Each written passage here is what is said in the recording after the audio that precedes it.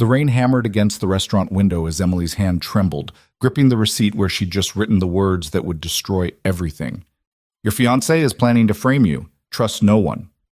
Across the dining room, billionaire Alexander Hayes was about to propose a toast to the woman secretly plotting his complete annihilation. Emily had 30 seconds before the waiter collected that receipt. 30 seconds to decide if saving a stranger's empire was worth losing the only job keeping her alive. She placed it on the table. The explosion was immediate.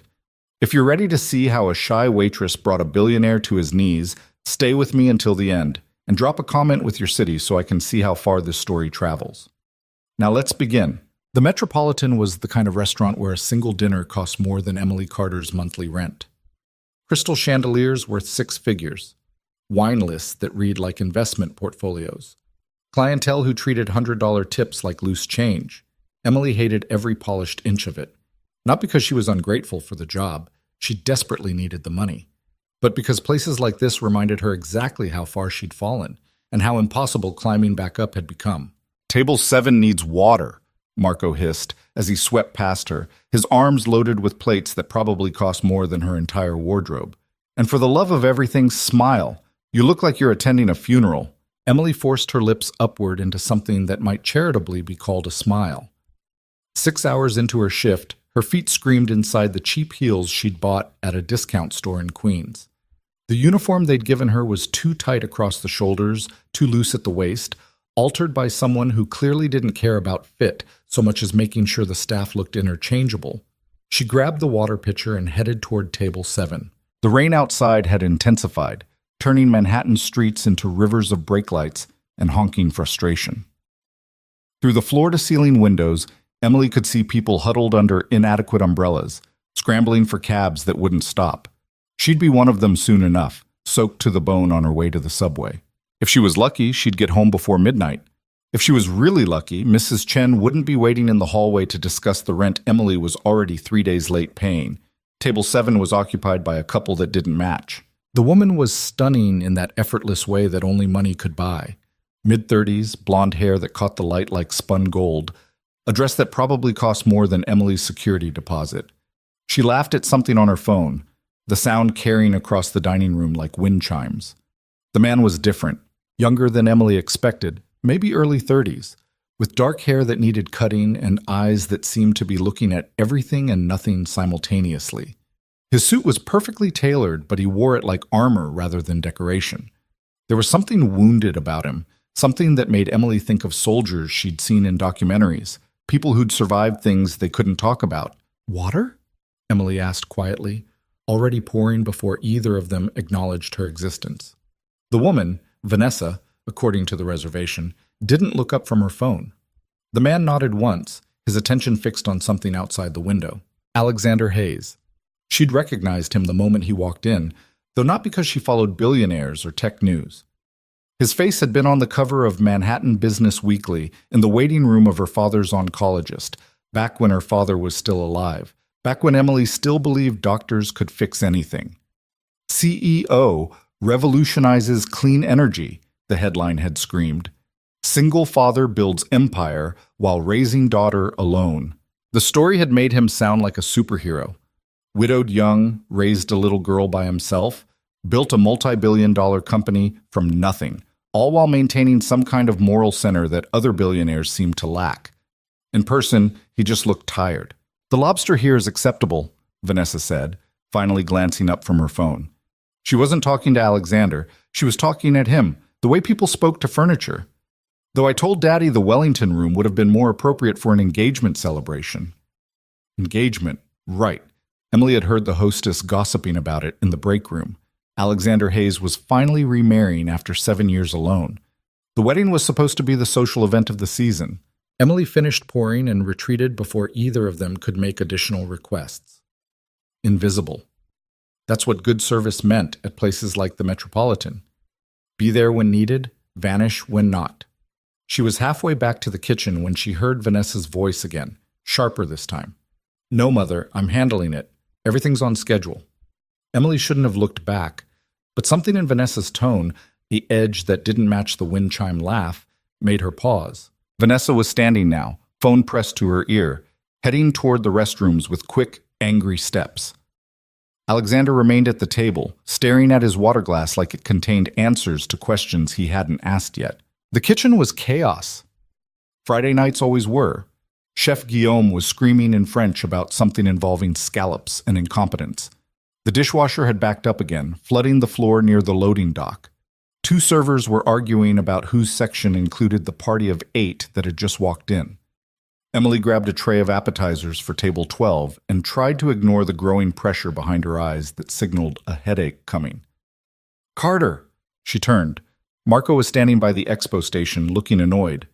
"VIP in the dining room needs his wine refreshed. Table 7. Move."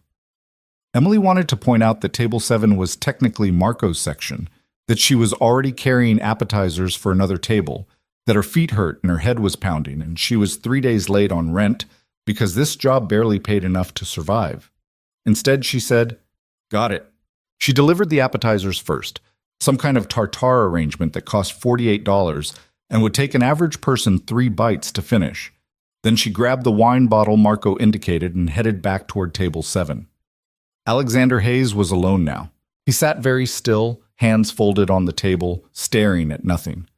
Up close, Emily could see the exhaustion carved into his face, dark circles under his eyes, a jaw that looked like it spent most nights clenched. Whatever the magazine said about his success, it was costing him something. "More wine, sir?" Emily asked quietly. He blinked, focusing on her for the first time. "What? Would you like me to refill your wine?"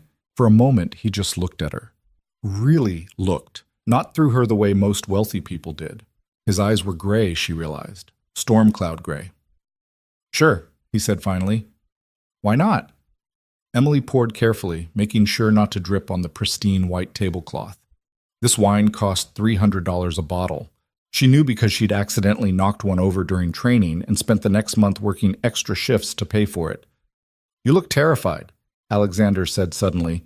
Emily nearly dropped the bottle. "Excuse me?" "Of me. Or this place. Or both." He leaned back in his chair, studying her with an intensity that made her want to flee. "You've been working here how long?" 4 months. The words came out before she could stop them. You weren't supposed to engage in personal conversation with guests. You were supposed to smile, nod, serve, and disappear. And you hate every second of it. It wasn't a question. Emily set the bottle down carefully, buying herself time to figure out how to respond without getting fired. "The Metropolitan is a wonderful restaurant," she said, using the script they drilled into her during training. "We're honored to serve—" "That's not what I asked." Emily met his eyes again. Mistake. Because there was something there that looked almost human, almost kind, and she hadn't expected that. "I need the job," she said simply. Alexander nodded slowly like she'd confirmed something he already knew. "Yeah, I get that." Before Emily could figure out what that meant, Vanessa returned from the restroom. Her face was flushed, her eyes bright with something that might have been anger or excitement or both. "Darling," she said, sliding back into her seat with practiced grace. "I've been thinking about the wedding." Emily took that as her cue to vanish. She stepped away from the table, intending to retreat to the kitchen. That's when she heard it. The restroom hallway was poorly designed, sound carried, voices echoed.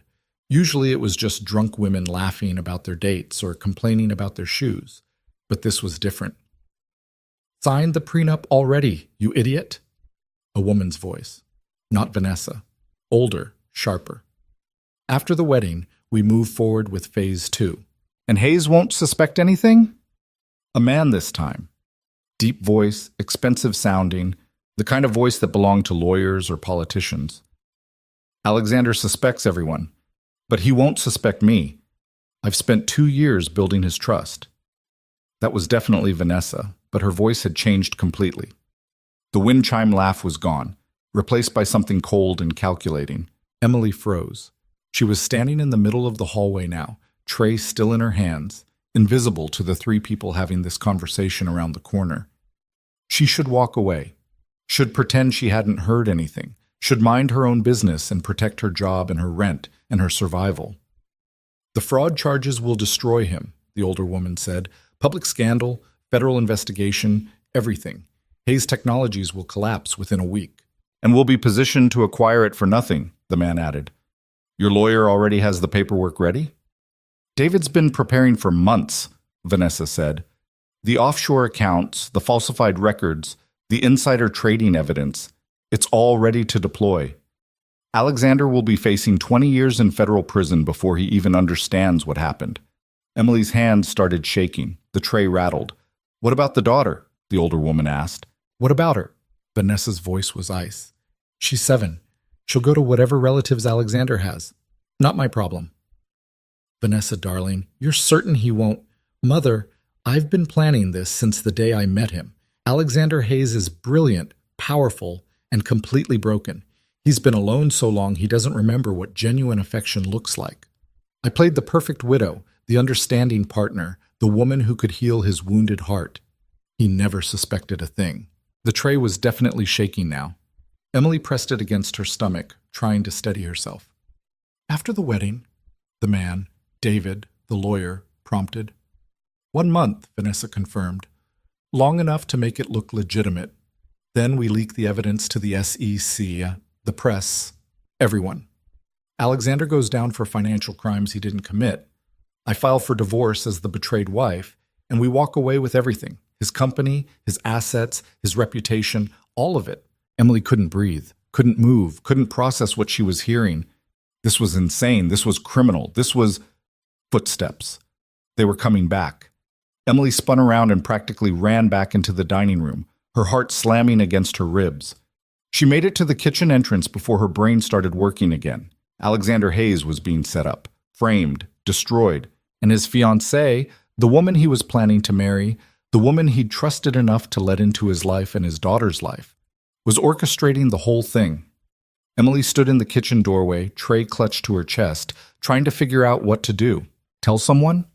Who? The restaurant manager who barely knew her name? The police who'd laugh at a waitress making wild accusations about a billionaire's fiancé?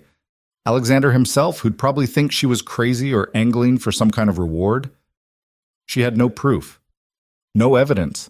Just an overheard conversation that could have been taken out of context or misunderstood or... No. She knew what she'd heard, and it was real.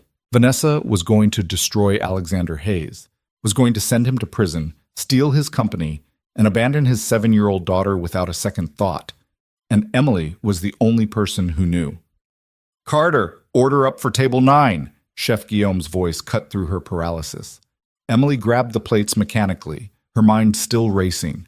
She delivered the food, refilled water glasses, smiled at customers, moved through the restaurant like a ghost, all while watching table 7. Vanessa had returned, all golden hair and perfect smiles. She was touching Alexander's hand across the table, leaning close to whisper something that made him almost smile, playing her part flawlessly. Alexander looked at her like she was oxygen. Emily felt sick. The night crawled forward, more customers, more orders, more smiles that didn't reach anyone's eyes. Emily's shift was supposed to end at 10, but Marco informed her she'd need to stay until closing because someone had called out. Fine. Whatever. She wasn't sure she could leave anyway, not with this information burning a hole through her chest. At 11:30, Marco approached her near the coffee station. Table 7 needs their check, he said. And Hayes asked for you specifically. Emily's stomach dropped. What? The billionaire. He asked for the waitress who poured his wine. That's you, right? Marco looked annoyed, like this was somehow an inconvenience to him personally. Go take care of it, and try not to screw it up. Guy like that tips big if you don't irritate him.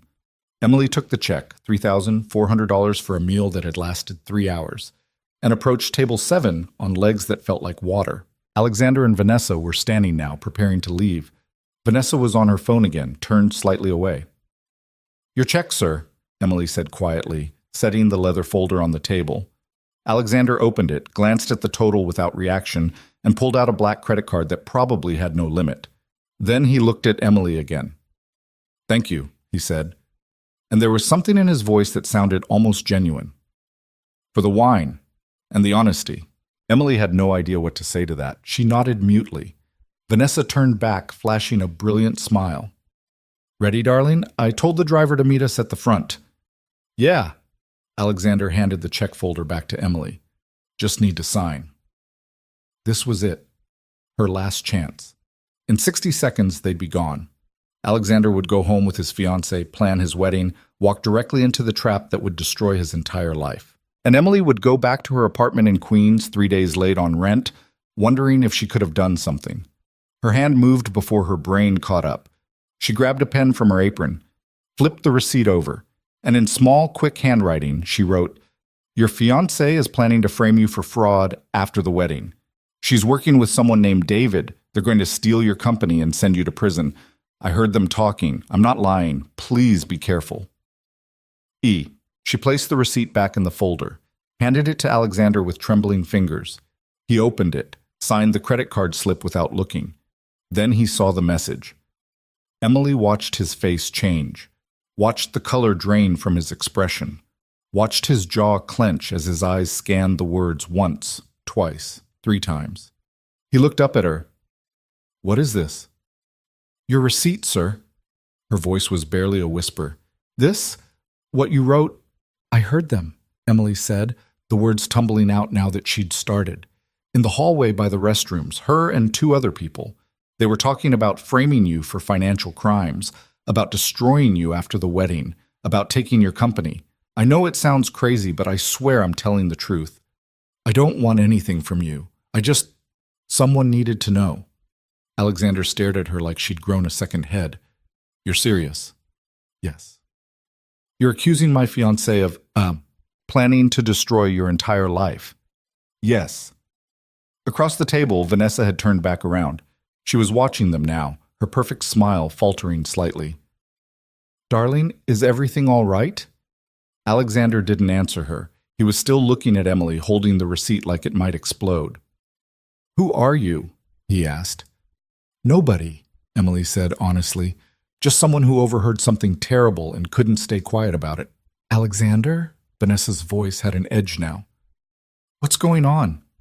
He turned to her slowly, and Emily watched as his expression shifted from shock to something harder, something that looked like steel forming in real time. "Who's David?" he asked quietly. Vanessa's face went blank. Just for a second, but Emily saw it. "David? Darling, I don't know what you're—" "David," Alexander repeated. "The lawyer who's been preparing paperwork for months. The one helping you set up offshore accounts and falsified records to frame me for insider trading." The restaurant seemed to hold its breath. Vanessa recovered quickly. "Alexander, I have no idea what you're talking about. This waitress clearly—" "Don't!" The single word cut through the air like a blade. "Don't lie to me. Not now." "I'm not lying. This is insane. Some random employee makes wild accusations and you just believe—" "David Thornton," Alexander said. "Your corporate attorney. The one you've been meeting with every Thursday for the past 6 months. The one who handled your mother's estate restructuring last year." Vanessa's face went white. "How did you—" "I'm not an idiot, Vanessa. I'm just someone who wanted to believe that maybe, after all this time alone, I'd found someone genuine." His voice was quiet now, almost sad. "But I've had investigators watching you for 3 weeks." The floor dropped out from under Emily's stomach. "You knew?" Vanessa's voice was barely audible. "I suspected. I didn't want to believe it." Alexander pulled out his phone. "The offshore accounts are in your name. The falsified records have your digital signature. And 20 minutes ago, my security team intercepted your mother and David Thornton in the lobby of this restaurant where they were waiting for you to finish dinner." Vanessa grabbed the back of her chair. "Alexander, please, let me explain." "Explain what? That you spent 2 years pretending to love me so you could steal everything I've built? That you were willing to send me to prison and abandon my daughter?" His voice cracked slightly on the last word. "What exactly is there to explain?" People were staring now. The entire restaurant had gone quiet, everyone watching the scene unfold like it was dinner theater. "You don't understand," Vanessa said desperately. "Your company, the money, it was never supposed to—" "Get out!" Alexander eat. "Get out." He wasn't yelling. Somehow that made it worse. "And if you're smart, you'll get a very good lawyer, because I'm pressing charges for conspiracy to commit fraud, identity theft, and about 15 other felonies my legal team has been documenting for weeks." Vanessa looked at Emily then, and the hatred in her eyes was so pure, so venomous that Emily actually stepped backward. "You," Vanessa hissed. "You pathetic little—" "She saved me," Alexander interrupted. "This waitress you probably didn't even see as human saved me from making the worst mistake of my life. So if you're looking for someone to blame, try a mirror." Vanessa grabbed her purse. For a moment, Emily thought she might actually throw it at someone. Instead, she turned on her expensive heels and walked toward the exit with her head high, like this was all somehow beneath her. The restaurant door slammed behind her. Silence. Then slowly, the ambient noise returned. Conversations picked up again. Silverware clinked against plates. The world kept turning. Alexander sank back into his chair, the receipt still clutched in his hand. Emily realized she should probably leave. Should definitely leave. She'd done what she needed to do, and now she should retreat to the kitchen before— "Wait," Alexander said. She froze. He looked up at her, and there was something raw in his expression now. The armor had cracked. "Thank you," he said quietly. "I don't know why you did that, but thank you." Emily's voice caught. "She was going to hurt you, hurt your daughter. I heard what she said about your little girl, and She couldn't finish, because suddenly she was thinking about her own father, about watching him die slowly while bill collectors circled like vultures, about being completely alone in a city that didn't care if you lived or died. "Sorry," she whispered. "I should go. What's your name?" "Emily Carter." "Emily." He said it like he was testing the weight of it. "How long have you worked here?" 4 months, though probably not any more after tonight. She tried to smile. Failed. "Worth it, though." Alexander stood up, pulled out his wallet, and placed $5,000 in cash on the table. "That's for the information," he said, "and for your job, which you're definitely going to lose after this circus." Emily stared at the money. "I can't. That's too much." "It's not enough. Not for what you just did." He grabbed a business card from his jacket pocket and placed it on top of the cash. "That's my private number. When they fire you, and they will fire you probably in the next 10 minutes, call me. I'll make sure you land somewhere better than this." "You don't have to—" "Oh, yeah, I do." He looked at her for a long moment. "You saved my daughter's future tonight. That's worth more than money. But money's all I can offer right now, so please, take it." Before Emily could respond, Marco appeared at her elbow. "Carter, manager's office. Now." Of course. Emily grabbed the money and the business card, shoving both into her apron with shaking hands. She looked at Alexander one more time. "Good luck," she said softly. "With everything." Then she followed Marco toward what she knew would be her execution. The manager's office smelled like old coffee and disappointment. Robert Morrison sat behind his desk, looking at Emily like she was something unpleasant he'd found on the bottom of his shoe. "Do you have any idea what you just did?" he asked. "I told a customer the truth. You created a scene in the middle of dinner service. You made wild accusations against a guest. He stopped, running his hand through his thinning hair. "Alexander Hayes just called his lawyer. Vanessa Beaumont is threatening to sue the restaurant. The owner is on the phone screaming at me right now. So you're going to explain to me exactly what happened, and it better be good." Emily told him. All of it. The conversation she'd overheard, the receipt, the confrontation. Morrison listened with a face like stone.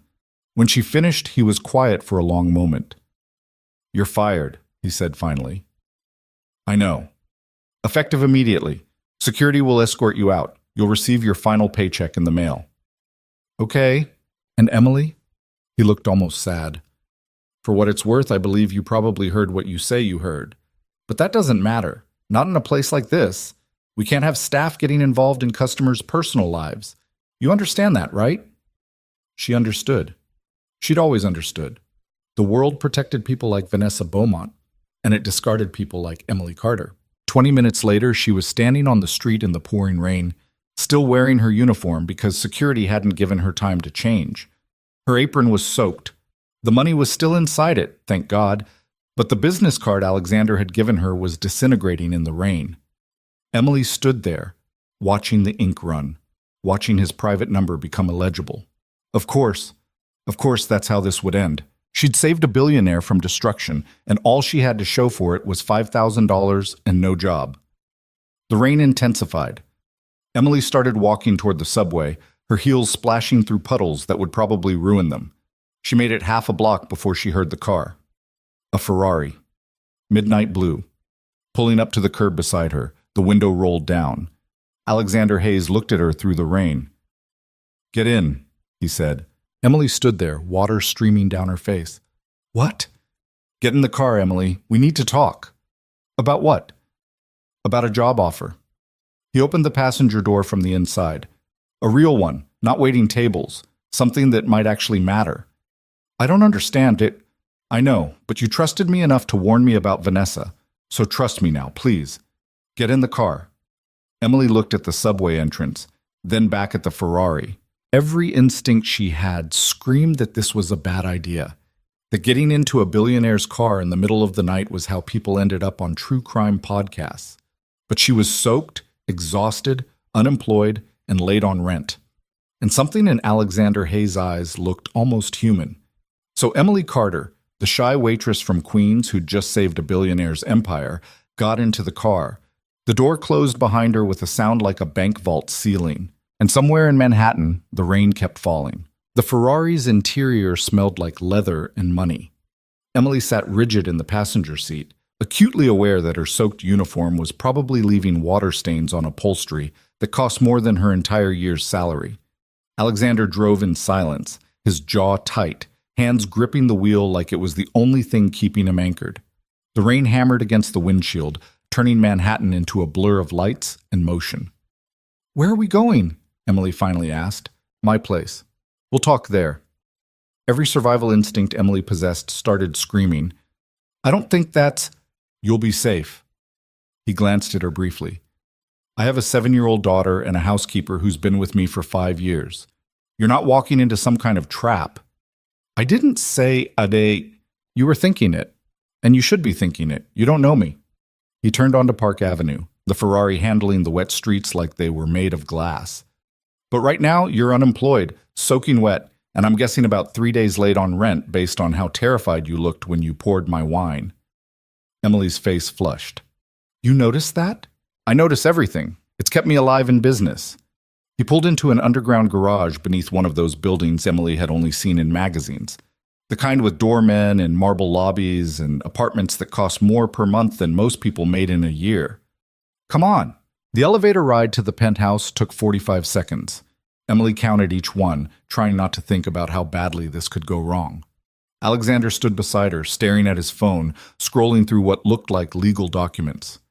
"Is Vanessa really going to jail?" Emily asked. "If my lawyers have anything to say about it, yes."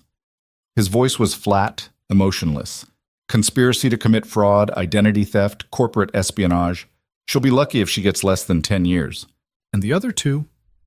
Her mother and David Thornton are already in custody. FBI picked them up an hour ago." He looked up from his phone. "You saved me from marrying someone who was planning to destroy my life. I don't take that lightly." The elevator doors opened directly into the penthouse. Emily had never seen anything like it. Floor-to-ceiling windows overlooking Central Park. Furniture that looked like it belonged in museums. Art on the walls that was probably worth more than her childhood home. Everything was pristine, elegant, and completely devoid of warmth. It looked like a showroom, not a place where people actually lived. "Maria," Alexander called out. "We have a guest." A woman in her 50s appeared from somewhere deeper in the apartment. She took one look at Emily's soaked uniform and immediately shifted into motion. "Dios mío, she's drowning. Alexander, what were you thinking bringing her up here like this?" Maria was already pulling Emily toward what looked like a bathroom. "Come on, honey, let's get you dry before you catch pneumonia." "I'm fine, really." "You're shaking. That's not fine."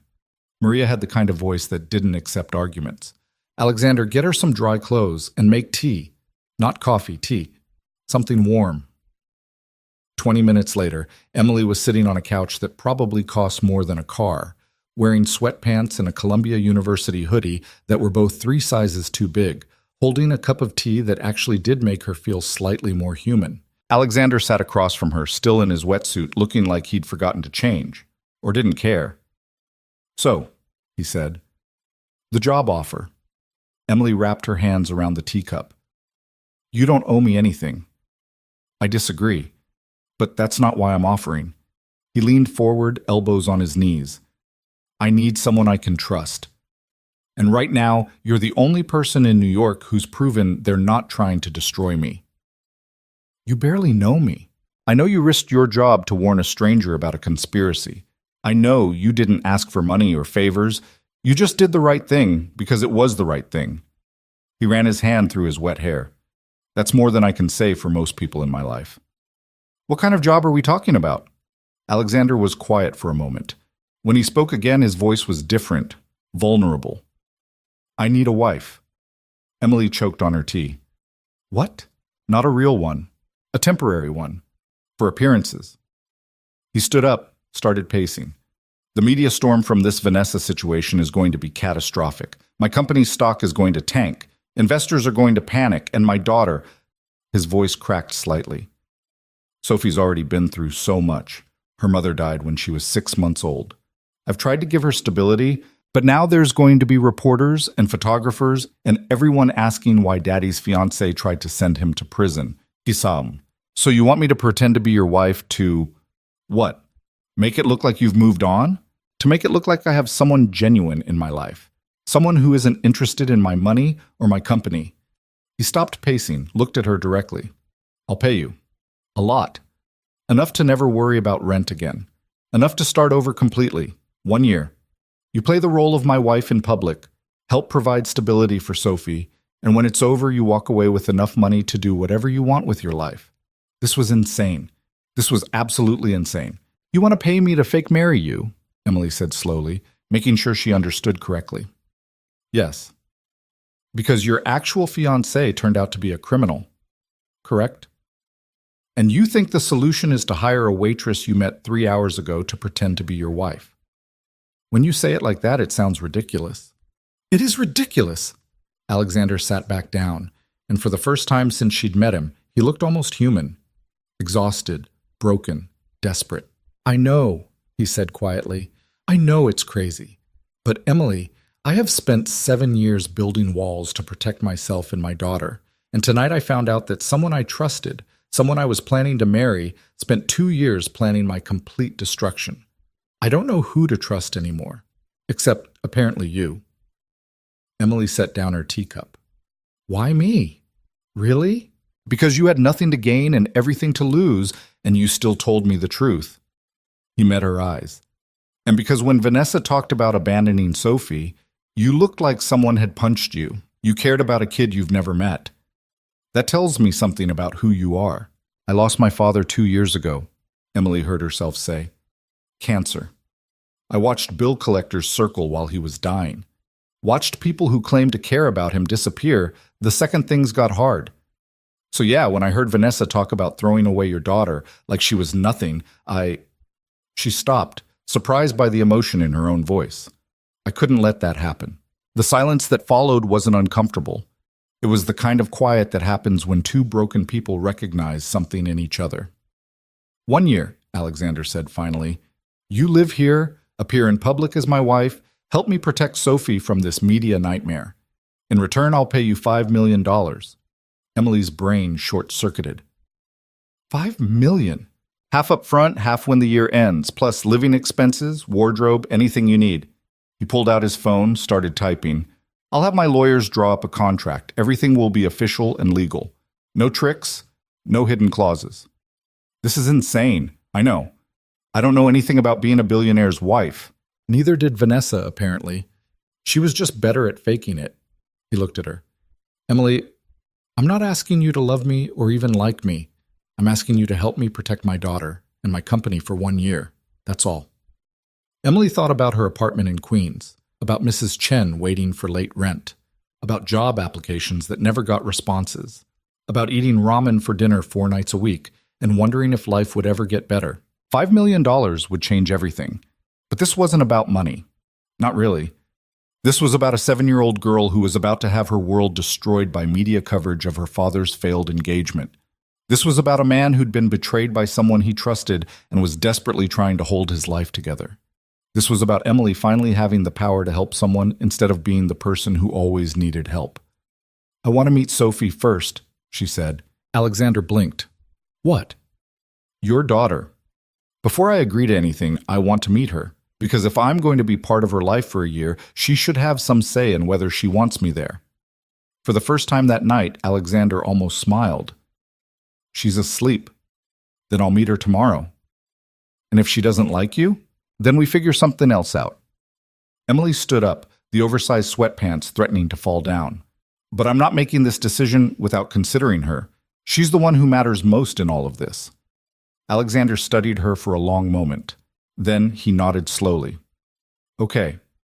Tomorrow morning, 9 o'clock. I'll introduce you as, what? A friend? A friend works? And if Sophie does like you, if you decide to do this? Emily took a deep breath. Then I guess you're getting a fake wife. Maria appeared with blankets and pillows. The guest room is ready. You're staying here tonight, yes? Not going back out in that weather. Emily wanted to argue, wanted to insist she could make it home on the subway, that she didn't need charity, that she was fine. But she was tired of pretending to be fine. Thank you, she said quietly. The guest room was bigger than her entire apartment. Emily lay in a bed that felt like sleeping on a cloud, staring at the ceiling, wondering what the hell she'd just agreed to consider. Fake wife. To a billionaire. For $5 million. This was either the best decision of her life or the worst. She'd find out tomorrow. Morning came too fast. Emily woke up disoriented, forgetting where she was until she saw the view of Central Park through floor-to-ceiling windows. For a moment, she thought maybe she'd dreamed the entire previous night. Then she saw her waitress uniform hanging in the bathroom, still slightly damp, and knew it was all real.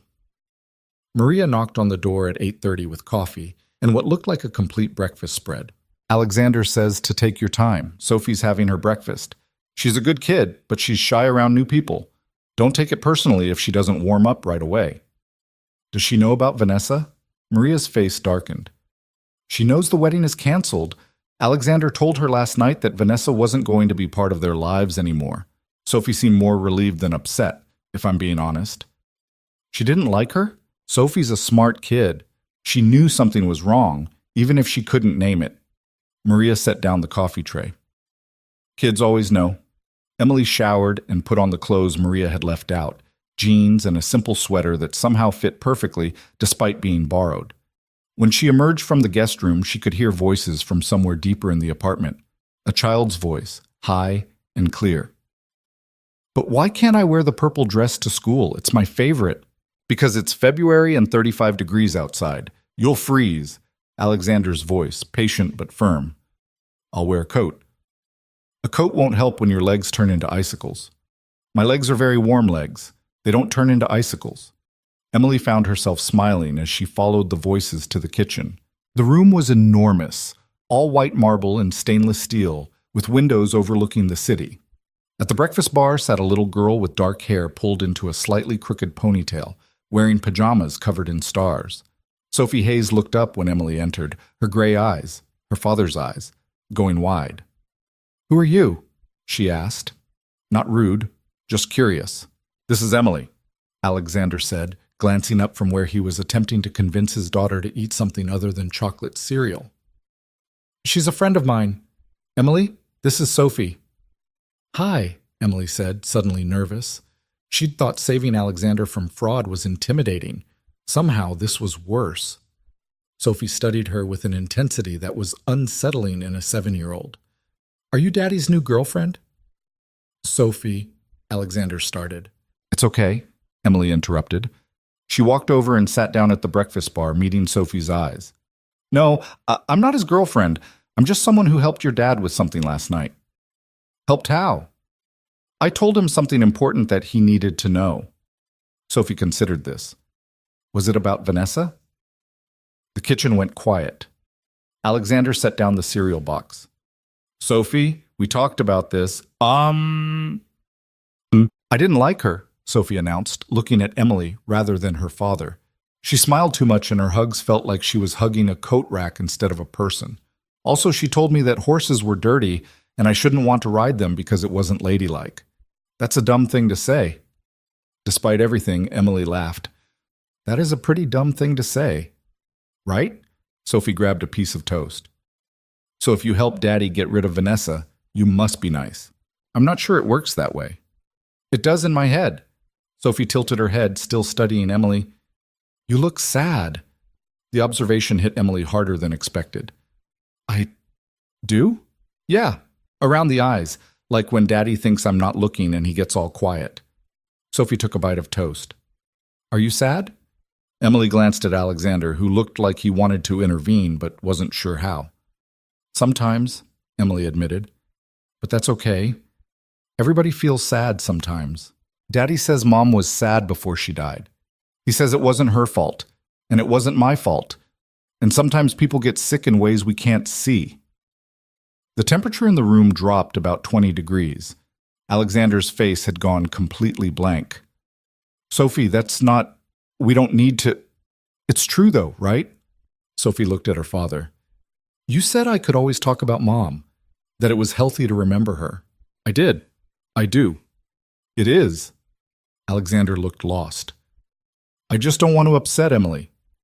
I'm not upset, Emily said quietly. And she wasn't. She was heartbroken, watching this little girl carry grief she was too young to understand, but she wasn't upset. What was your mom's name? Sarah. Sophie's voice got smaller. I don't remember her much, just pictures and the stories Daddy tells me, but he says that's okay too. It is okay, Emily said. My dad died 2 years ago, and some days I can barely remember his voice, and that scares me. But then I'll remember something small, like how he always burned toast or how he sang off key in the car, and it's enough. Sophie's eyes went wide. Your dad died too? Yeah. Did he get sick like my mom? He did. Sophie was quiet for a moment, processing. Then she slid off her breakfast stool and walked over to Emily. Without warning, she wrapped her small arms around Emily in a hug that felt nothing like hugging a coat rack. I'm sorry your dad died, Sophie whispered. Emily's throat closed up. She hugged the little girl back, careful not to hold on too tight. I'm sorry about your mom, she whispered back. When Sophie pulled away, her eyes were shiny, but she was smiling slightly. I like you better than Vanessa, she announced. Sophie, Alexander tried again. It's true. Emily's nice, and she doesn't say horses are dirty, and she understands about sad. Sophie climbed back onto her stool. Can she stay for breakfast? She's already staying for breakfast. Can she stay longer than breakfast? Alexander and Emily locked eyes across the kitchen. There was a question in his gaze, and Emily realized this was the moment, the decision point. She thought about her apartment in Queens, about job hunting and rent anxiety and eating ramen alone. Then she looked at Sophie, who was watching her with hope that was almost painful to witness. Would you like me to stay longer? Emily asked the little girl. Sophie nodded enthusiastically. Yes, we could watch movies and you could help me with my homework and maybe we could go to the park and... Slow down, Alexander said, but he was almost smiling. Emily has her own life. She can't just... Actually, Emily interrupted, I'm currently between jobs, so my schedule is pretty flexible. Alexander's eyebrows raised. Between jobs? Got fired last night, remember? Right. The whole saving me from destruction thing. He poured himself more coffee. How inconsiderate of them. Completely unreasonable, Emily agreed. Sophie looked between them, confused. Why did you get fired for helping Daddy? Because grown-ups make weird decisions sometimes, Emily said. That's true. Grown-ups are weird. Sophie finished her toast. So can you stay, please? Emily took a deep breath. How about this? I'll stay today, and we'll see how it goes. Does that work? Yes! Sophie pumped her fist in the air. Can we go to the park? After school, Alexander said firmly, which you're going to be late for if you don't get dressed. Purple dress is still a no, but you can pick anything else. Sophie grumbled but slid off her stool and headed toward her room. At the doorway, she turned back. Emily, will you be here when I get home from school? The question was asked casually, but Emily could hear the anxiety underneath. This was a kid who'd learned that people disappeared. I'll be here, Emily promised. Sophie grinned and vanished down the hallway. The kitchen felt very quiet after she left. She's great, Emily said finally. She's the only thing I haven't completely screwed up. Alexander refilled Emily's coffee without asking. So, you met Sophie. What's your answer? You're really serious about this? The fake wife thing? I'm really serious. And you trust me? Someone you met 12 hours ago? I trust that you care about Sophie. I saw your face when she hugged you. That wasn't fake. He sat down across from her. Everything else we can figure out as we go. Emily wrapped her hands around the warm coffee mug. What would it actually involve? Day to day? Living here. Appearing at public events as my wife. Being there for Sophie when she needs someone who isn't me or Maria. He pulled out his phone, started scrolling. There'll be a media blitz when we announce our relationship. Reporters, photographers, probably some nasty coverage questioning why I moved on so fast from Vanessa. But my PR team will handle most of that. When would we announce it? 2 weeks. Gives us time to get the contract finalized and prep you for what's coming. He looked up. I won't lie to you, Emily. It's going to be intense. People will dig into your past, criticize everything about you, compare you to Vanessa constantly. If that's not something you can handle, I can handle it, Emily said, more confidently than she felt. You sure? No. But I'm sure that Sophie needs stability, and you need help, and I need... She stopped. What do you need? Alexander asked quietly. Emily looked out the window at Central Park, at the city that had chewed her up and spit her out for 2 years. I need to stop feeling powerless, she said. I need to do something that matters instead of just surviving, even if it's temporary, even if it's fake. Alexander nodded slowly. Okay then. Okay then what? Okay then, Emily Carter. He held out his hand across the breakfast bar. Welcome to the most insane arrangement of your life. Let's fake a marriage. Emily stared at his hand. This was crazy. This was absolutely, completely crazy. She shook it anyway. One condition, she said. Name it. Sophie doesn't know it's fake. As far as she's concerned, we're real. I won't lie to her about other stuff, but I won't make her feel like she's part of some business arrangement. Alexander's grip tightened slightly on her hand. Agreed. They sat there for a moment, hands clasped across a breakfast bar in a penthouse overlooking Central Park. 2 broken people making a deal that would either save them both or destroy whatever was left. So, Emily said finally. What now? Alexander released her hand and stood up. Now I call my lawyers and start the paperwork. You call whoever you need to call and let them know you're disappearing for a year. And then we figure out how to convince New York City that we're madly in love. No pressure, Emily muttered. None at all. He headed toward his office, then paused. Emily? Yeah? Thank you. For Sophie, for this, for all of it. Ask me again in a year, Emily said. See if I still think this was a good idea. Alexander almost smiled. Deal. The next 2 weeks were a blur. Lawyers descended with contracts that Emily had to read 4 times before understanding. She was assigned a stylist named Victoria, who took one look at Emily's queen's wardrobe and literally shuddered. There were meetings with Alexander's PR team, media training sessions where they taught her how to smile for cameras and deflect intrusive questions. And through it all, there was Sophie. The little girl had latched onto Emily with an intensity that was both touching and terrifying. She wanted Emily to help with homework, watch movies, read bedtime stories. She talked constantly about school, about her friends, about the horse riding lessons she desperately wanted. Vanessa said horses were for country people, Sophie explained one night as Emily tucked her in. But you like horses, right? I've never actually been near a horse, Emily admitted. Sophie's eyes went wide. Never. Never. I grew up in Queens. Not a lot of horses in Queens. We should fix that. Daddy could take us to a stable. He knows how to ride. Mom taught him before I was born. Emily smoothed Sophie's hair back from her forehead. Maybe. We'll see. That's what grown-ups say when they mean no. Sometimes. But sometimes it really means we'll see. Sophie yawned, fighting sleep. Emily, are you going to leave like Vanessa did? The question punched Emily in the chest. What? Vanessa was here and then she wasn't. People do that. They leave. Sophie's voice got smaller. Are you going to leave? Emily thought about the contract sitting on Alexander's desk, about the 1-year timeline, about the fact that yes, eventually she would leave, but not like Vanessa. Not suddenly, not cruelly. I'm not going anywhere right now, Emily said carefully, and I promise that if I ever do have to go, we'll talk about it first. Okay? No surprises. Sophie studied her face, looking for lies. Whatever she saw must have satisfied her because she nodded. Okay. Good night, Emily. Good night, Sophie. Emily was almost to the door when Sophie spoke again. I think Daddy likes you.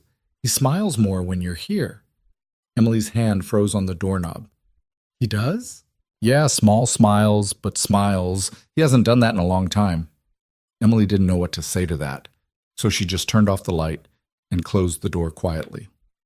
Alexander was in his office, buried in paperwork. He looked up when Emily knocked. She asleep? Finally, she fights it like sleep is the enemy. Every single night. He set down his pen. How are you holding up? Victoria said the dress fitting was intense. Your stylist hates me. Victoria doesn't hate you. She's just aggressively passionate about fashion. She called my posture tragically working class. Alexander winced. Yeah, okay, she might hate you a little, but she's the best in the city. If anyone can prepare you for the media circus, it's her. Emily sat down in one of the leather chairs across from his desk. Can I ask you something? Sure. Why did you really pick me? And don't say it's because I warned you about Vanessa.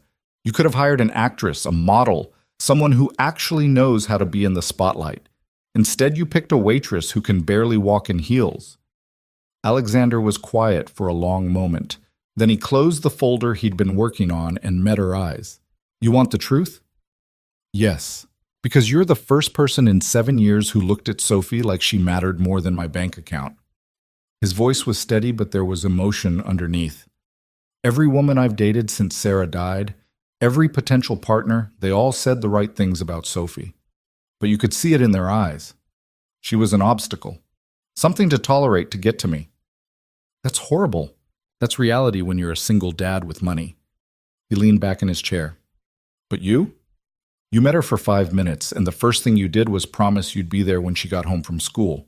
You didn't ask about my company or my net worth or what you'd get out of this. You just cared about a 7-year-old kid. Emily looked down at her hands. She reminds me of me. After my dad died. That look in her eyes like she's waiting for the next bad thing to happen. Yeah, I know that look too. Alexander stood up, walked to the window overlooking the city. Sarah's death broke something in me. I threw everything into work and Sophie because it was easier than feeling anything. And then I met Vanessa and she seemed safe, uncomplicated. I didn't love her, but I thought maybe that was better. Love got me hurt before. So you were going to marry someone you didn't love? I was going to marry someone who couldn't destroy me. He turned back to face her. Turns out I was spectacularly wrong about that. What about Sophie's mom, Sarah? What was she like? Alexander's face did something complicated. She was brilliant, funny, an environmental lawyer who cared more about saving wetlands than making money. We met at a conference, got married too fast, had Sophie even faster. He stopped. And then she got postpartum depression that turned into something darker. I tried to help, got her doctors, therapists, medication. Nothing worked. She died when Sophie was 6 months old. Emily's chest tightened. I'm so sorry. It was 7 years ago. You'd think it would hurt less by now. Grief doesn't work on a timeline. No, it doesn't. He walked back to his desk but didn't sit down. Anyway, that's why I picked you, because you understand loss, and because I trust you with the only thing that actually matters to me. Sophie. Sophie, he confirmed. They stood there in his office, two people carrying grief like luggage they couldn't set down, about to embark on the most elaborate lie Emily had ever been part of. The announcement is tomorrow, Alexander said. Are you ready? Emily thought about the media training, the contracts, the wardrobe Victoria had assembled. Thought about Sophie's small voice, asking if she was going to leave. No, she said honestly, but let's do it anyway. Alexander almost smiled. That's the spirit. The press conference was held at Hayes Technologies headquarters. Emily wore a dress Victoria had chosen. Elegant but not flashy, expensive but not ostentatious. Her hair had been styled by someone who cost more per hour than Emily used to make in a week. She looked like someone who belonged next to Alexander Hayes. She felt like an imposter. Remember, Alexander murmured as they waited backstage. Smile, but not too much. Answer questions simply. And if anything gets too invasive, I'll shut it down. Got it. Smile. Simple answers. Let you be the hero. You're doing great already. I haven't done anything yet. You're here. That's enough. A PR assistant signaled them. Time to go. They walked out together, Alexander's hand on the small of Emily's back.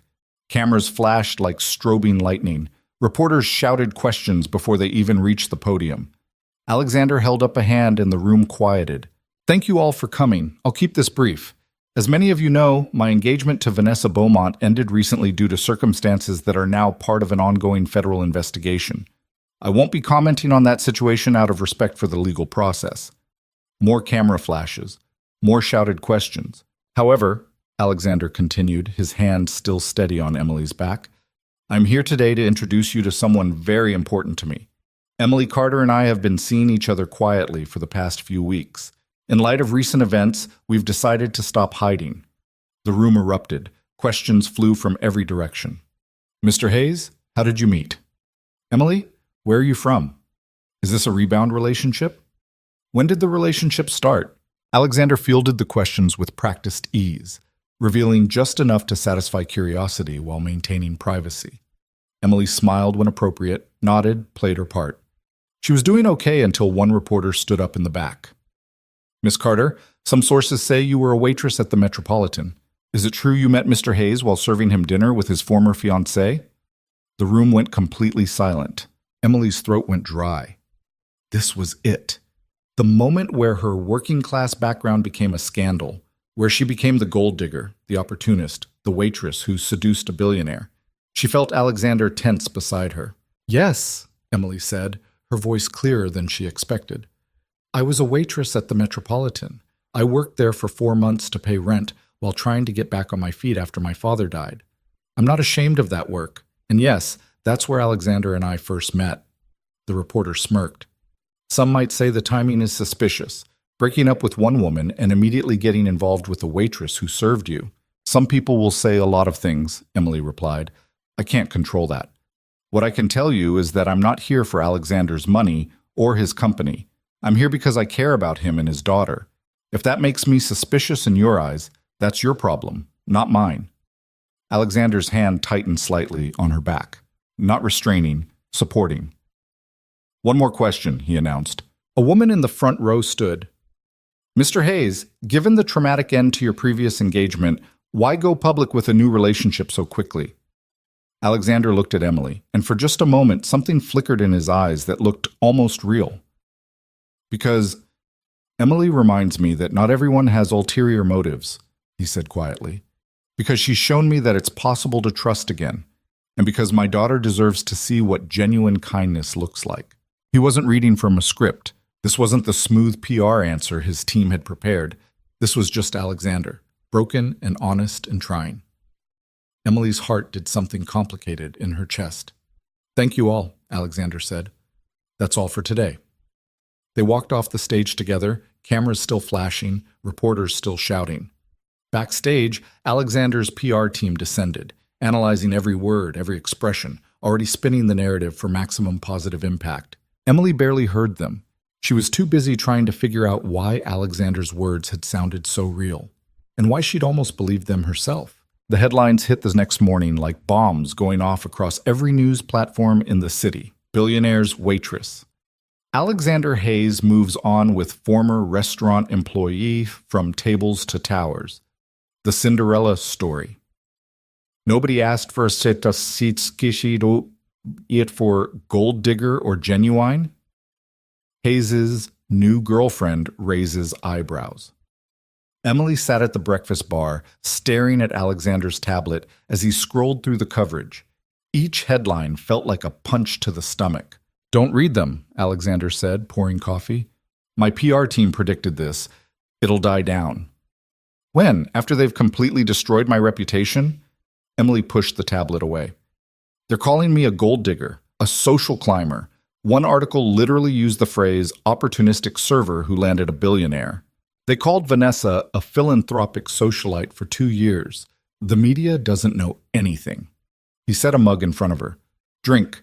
Sulking on caffeine is slightly more productive than sulking without it. I'm not sulking. You're definitely sulking. Sophie wandered into the kitchen, still in her pajamas, dragging a stuffed elephant. Why is Emily sad again? I'm not sad, Emily lied. Sophie climbed onto the stool next to her and studied her face with that unnerving 7-year-old intensity. Your sad face and your not sad face are different. This is your sad face. Alexander hid a smile behind his coffee mug. Fine, Emily admitted. I'm a little sad. Some people wrote mean things about me in the newspaper. What kind of mean things? Sophie, eat your breakfast, Alexander interjected. I'm asking a question. You said questions are important. I said educational questions are important. This is educational. I'm learning about mean newspaper people. Sophie turned back to Emily, waiting. Emily sighed. They said I'm only with your dad because he has money, that I don't really care about him or you. I just want to be rich. Sophie frowned. But that's not true. You were sad before you even met Daddy. I remember. Your eyes looked sad that first morning. You remember that? I remember everything. Sophie grabbed a piece of toast. Newspaper people are dumb. Daddy says don't listen to dumb people. I don't think I phrased it exactly like that, Alexander said. You said ignore the noise and focus on what matters. Same thing. Sophie took a bite of toast, then added with her mouth full, Emily matters. So the newspaper people can shut up. Emily felt something warm unfold in her chest. Thank you, Sophie. You're welcome. Can we go to the park after school? If the weather holds, Alexander said, already checking his phone. I have meetings until 4. Emily can take me. Both adults looked at the little girl. By ourselves? Emily asked. Maria can come too if you're scared, but you're a grown-up. You can take me to the park. Sophie said it like it was the most obvious thing in the world. Alexander's face did something complicated. Sophie, Emily might not be comfortable. I'm comfortable, Emily interrupted. If it's okay with you, I'd love to take Sophie to the park. Alexander looked between them, clearly torn between his protective instincts and the hope in his daughter's eyes. Maria goes with you, he said finally, and you text me every 30 minutes. Every 30 minutes? Emily raised an eyebrow. That seems excessive. That's the deal. Take it or leave it. I'll take it, but only because Sophie's giving me puppy dog eyes. Sophie grinned triumphantly and went back to her toast. Later, after Alexander left for the office and Sophie was at school, Emily found herself alone in the penthouse with Maria. The housekeeper was folding laundry in a way that suggested she had opinions she was trying not to voice. Just say it, Emily said finally. Maria looked up, feigning innocence. Say what? Whatever you're thinking. You've been making that face for 20 minutes. I don't make faces. You're making one right now. Maria set down the towel she was folding and fixed Emily with a look that probably made world leaders confess their secrets. You care about her, Sophie. It wasn't a question. Emily nodded anyway. Yeah, I do. And Alexander? Emily's stomach twisted. That's more complicated. Love usually is. I'm not in love with him. This whole thing, it's just... Emily stopped, remembering that Maria didn't know about the arrangement. As far as she knew, Emily and Alexander were a real couple. It's new. We're still figuring it out. Maria studied her for a long moment. You're a terrible liar. Excuse me? Whatever this is, whatever arrangement you and Alexander have, it's not what you're telling the world. Maria picked up another towel. But I don't care about that. What I care about is that you're good to Sophie, and you are. So the rest? Not my business. Emily felt her face flush. How did you... I've worked for Alexander for 5 years. You think I don't know when something's off? Maria's expression softened slightly. But off doesn't mean bad. You're here for the right reasons, even if the situation is weird. That's more than I can say for Vanessa. Did you hate her? Hate is a strong word. I deeply mistrusted her and may have fantasized about accidentally spilling hot coffee on her expensive dresses. Maria smiled grimly. Sophie cried after Vanessa's visits, said she made her feel invisible. So no, I wasn't sad when that wedding got canceled. Emily thought about Sophie's small arms wrapped around her in a hug, about the trust in her eyes when she asked if Emily would be there after school. I won't hurt her, Emily said quietly. Whatever else happens, I won't hurt Sophie. Good, because if you do, you'll have to deal with me, and I'm significantly scarier than any newspaper headline." Emily believed her. The park was chaos in the best possible way. Kids screaming on playground equipment, dogs chasing tennis balls, joggers weaving through crowds with expressions of intense determination. Sophie dragged Emily toward the swings, chattering nonstop about her day at school. And then Marcus said that girls couldn't be astronauts, which is the stupidest thing I've ever heard, because I showed him pictures of Sally Ride and Mae Jemison, and he still didn't believe me. Boys are dumb sometimes. "Sometimes everyone's dumb," Emily said, helping Sophie onto a swing. "It's not gender-specific." "What's gender-specific mean?" "It means stupidity is an equal opportunity employer." Sophie giggled. "You say funny things." Vanessa never said funny things. She said things like, "sit up straight," and "ladies don't run," and boring stuff. Emily pushed the swing gently. "Well, I think ladies can do whatever they want, including running." "And being astronauts?" "Especially being astronauts." Sophie pumped her legs, gaining height. "When I grow up, I'm going to live on Mars and have a horse farm." "Do you think horses can live on Mars?" "I think if anyone can figure out how to make that work, it's you." They spent an hour at the playground. Sophie made friends with 3 other kids within minutes, organizing an elaborate game that seemed to involve pirates and dragons and a lost treasure that changed locations every 5 minutes. Emily sat on a bench with Maria, watching the chaos unfold. "She doesn't usually warm up to people this fast," Maria commented. "Took her 6 months to really talk to me when I first started. But with you? Instant. Maybe she needed someone who understood what it's like to lose a parent. Maybe. Or maybe she's just a good judge of character." Maria stood up. "I'm getting coffee from that cart. Want anything?" "I'm good, thanks." "I'm good." Maria headed off, leaving Emily alone on the bench. She pulled out her phone to text Alexander the required update and found 17 missed calls from a number she didn't recognize. Before she could investigate, someone sat down next to her. Emily looked up, expecting another parent. Instead, she found herself face to face with a woman in expensive sunglasses and a coat that probably cost more than Emily's old car. "You're her," the woman said. "The waitress." Emily's defenses went up immediately. "And you are?" "Someone who knows Alexander Hayes better than you ever will." The woman removed her sunglasses, and Emily's stomach dropped. She'd seen this face before, in the tabloids, in the background of photos from Alexander's past. "You're Rebecca Lawson," Emily said. Rebecca smiled, but it didn't reach her eyes. "So he mentioned me. I'm flattered." He hadn't. Emily had seen her in a magazine article about Alexander's social circle. Rebecca Lawson, venture capitalist, society fixture, and according to the article, one of Alexander's close friends since college. "What do you want?" Emily asked. "To give you some friendly advice." Rebecca crossed her legs, utterly at ease. "Alexander's been through a lot. Losing Sarah, raising Sophie alone, and now the Vanessa situation. He's vulnerable right now, susceptible to making poor decisions. And you think I'm a poor decision. I think you're a waitress who saw an opportunity and took it, which honestly, I can't entirely blame you, but you need to understand something." Rebecca leaned closer. "Alexander doesn't love you.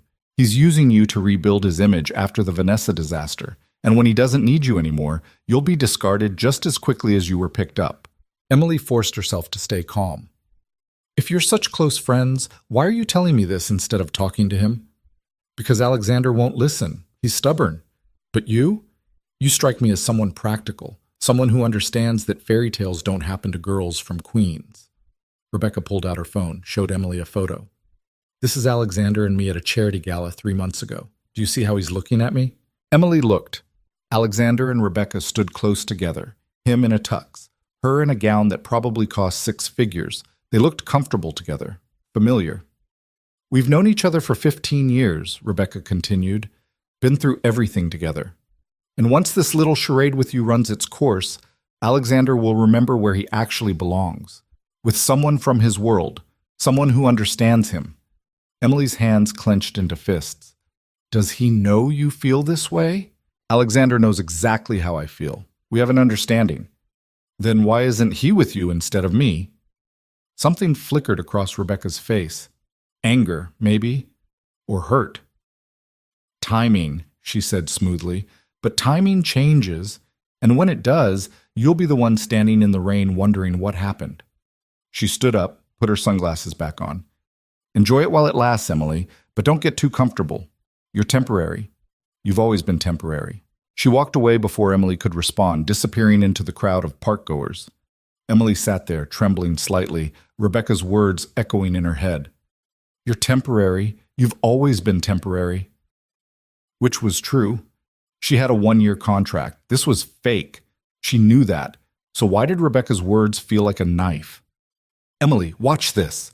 Sophie's voice cut through the spiral. The little girl was hanging upside down from the monkey bars, grinning wildly. Emily waved, forced a smile. Very impressive. Don't fall. I never fall. Maria returned with coffee, took one look at Emily's face, and frowned. What happened? Nothing, just someone recognized me from the news coverage. Someone rude? Very rude. Maria sat down, handed Emily a coffee she hadn't asked for. Drink, and ignore them. People love tearing down what they can't have.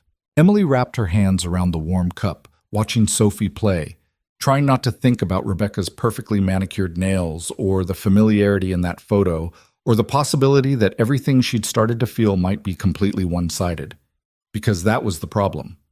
Somewhere between press conferences and breakfast conversations and Sophie's bedtime stories, Emily had started to forget this was fake. Had started to feel like maybe, possibly, this could become something real. And Rebecca had just reminded her how stupid that was. That evening, Alexander came home late, looking exhausted. He found Emily in the kitchen, supposedly reviewing the schedule Victoria had sent for the week, but actually just staring at her laptop without seeing anything. Sophie asleep? He asked, loosening his tie. An hour ago. She wanted to wait up for you, but crashed around 8:30. Damn, I promised I'd read to her tonight. He slumped into a chair. Bad day. The board is panicking about the Vanessa scandal. Stock dropped 3 points. 2 major investors are making noise about pulling out. Emily closed her laptop. I'm sorry. Not your fault. They're just looking for excuses. He noticed the expression on her face. What's wrong?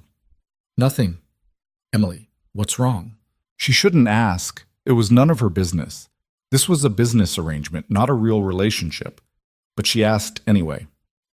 Do you have feelings for Rebecca Lawson? Alexander's entire body went still. Where did that come from? She approached me at the park today, said you two have an understanding, that I'm temporary, and once this is over, you'll realize where you actually belong. She said that. Word for word, Alexander stood up, walked to the window, his jaw clenched so tight Emily could see the muscle jumping. Rebecca and I have known each other for a long time, since college. We dated briefly freshman year, stayed friends after.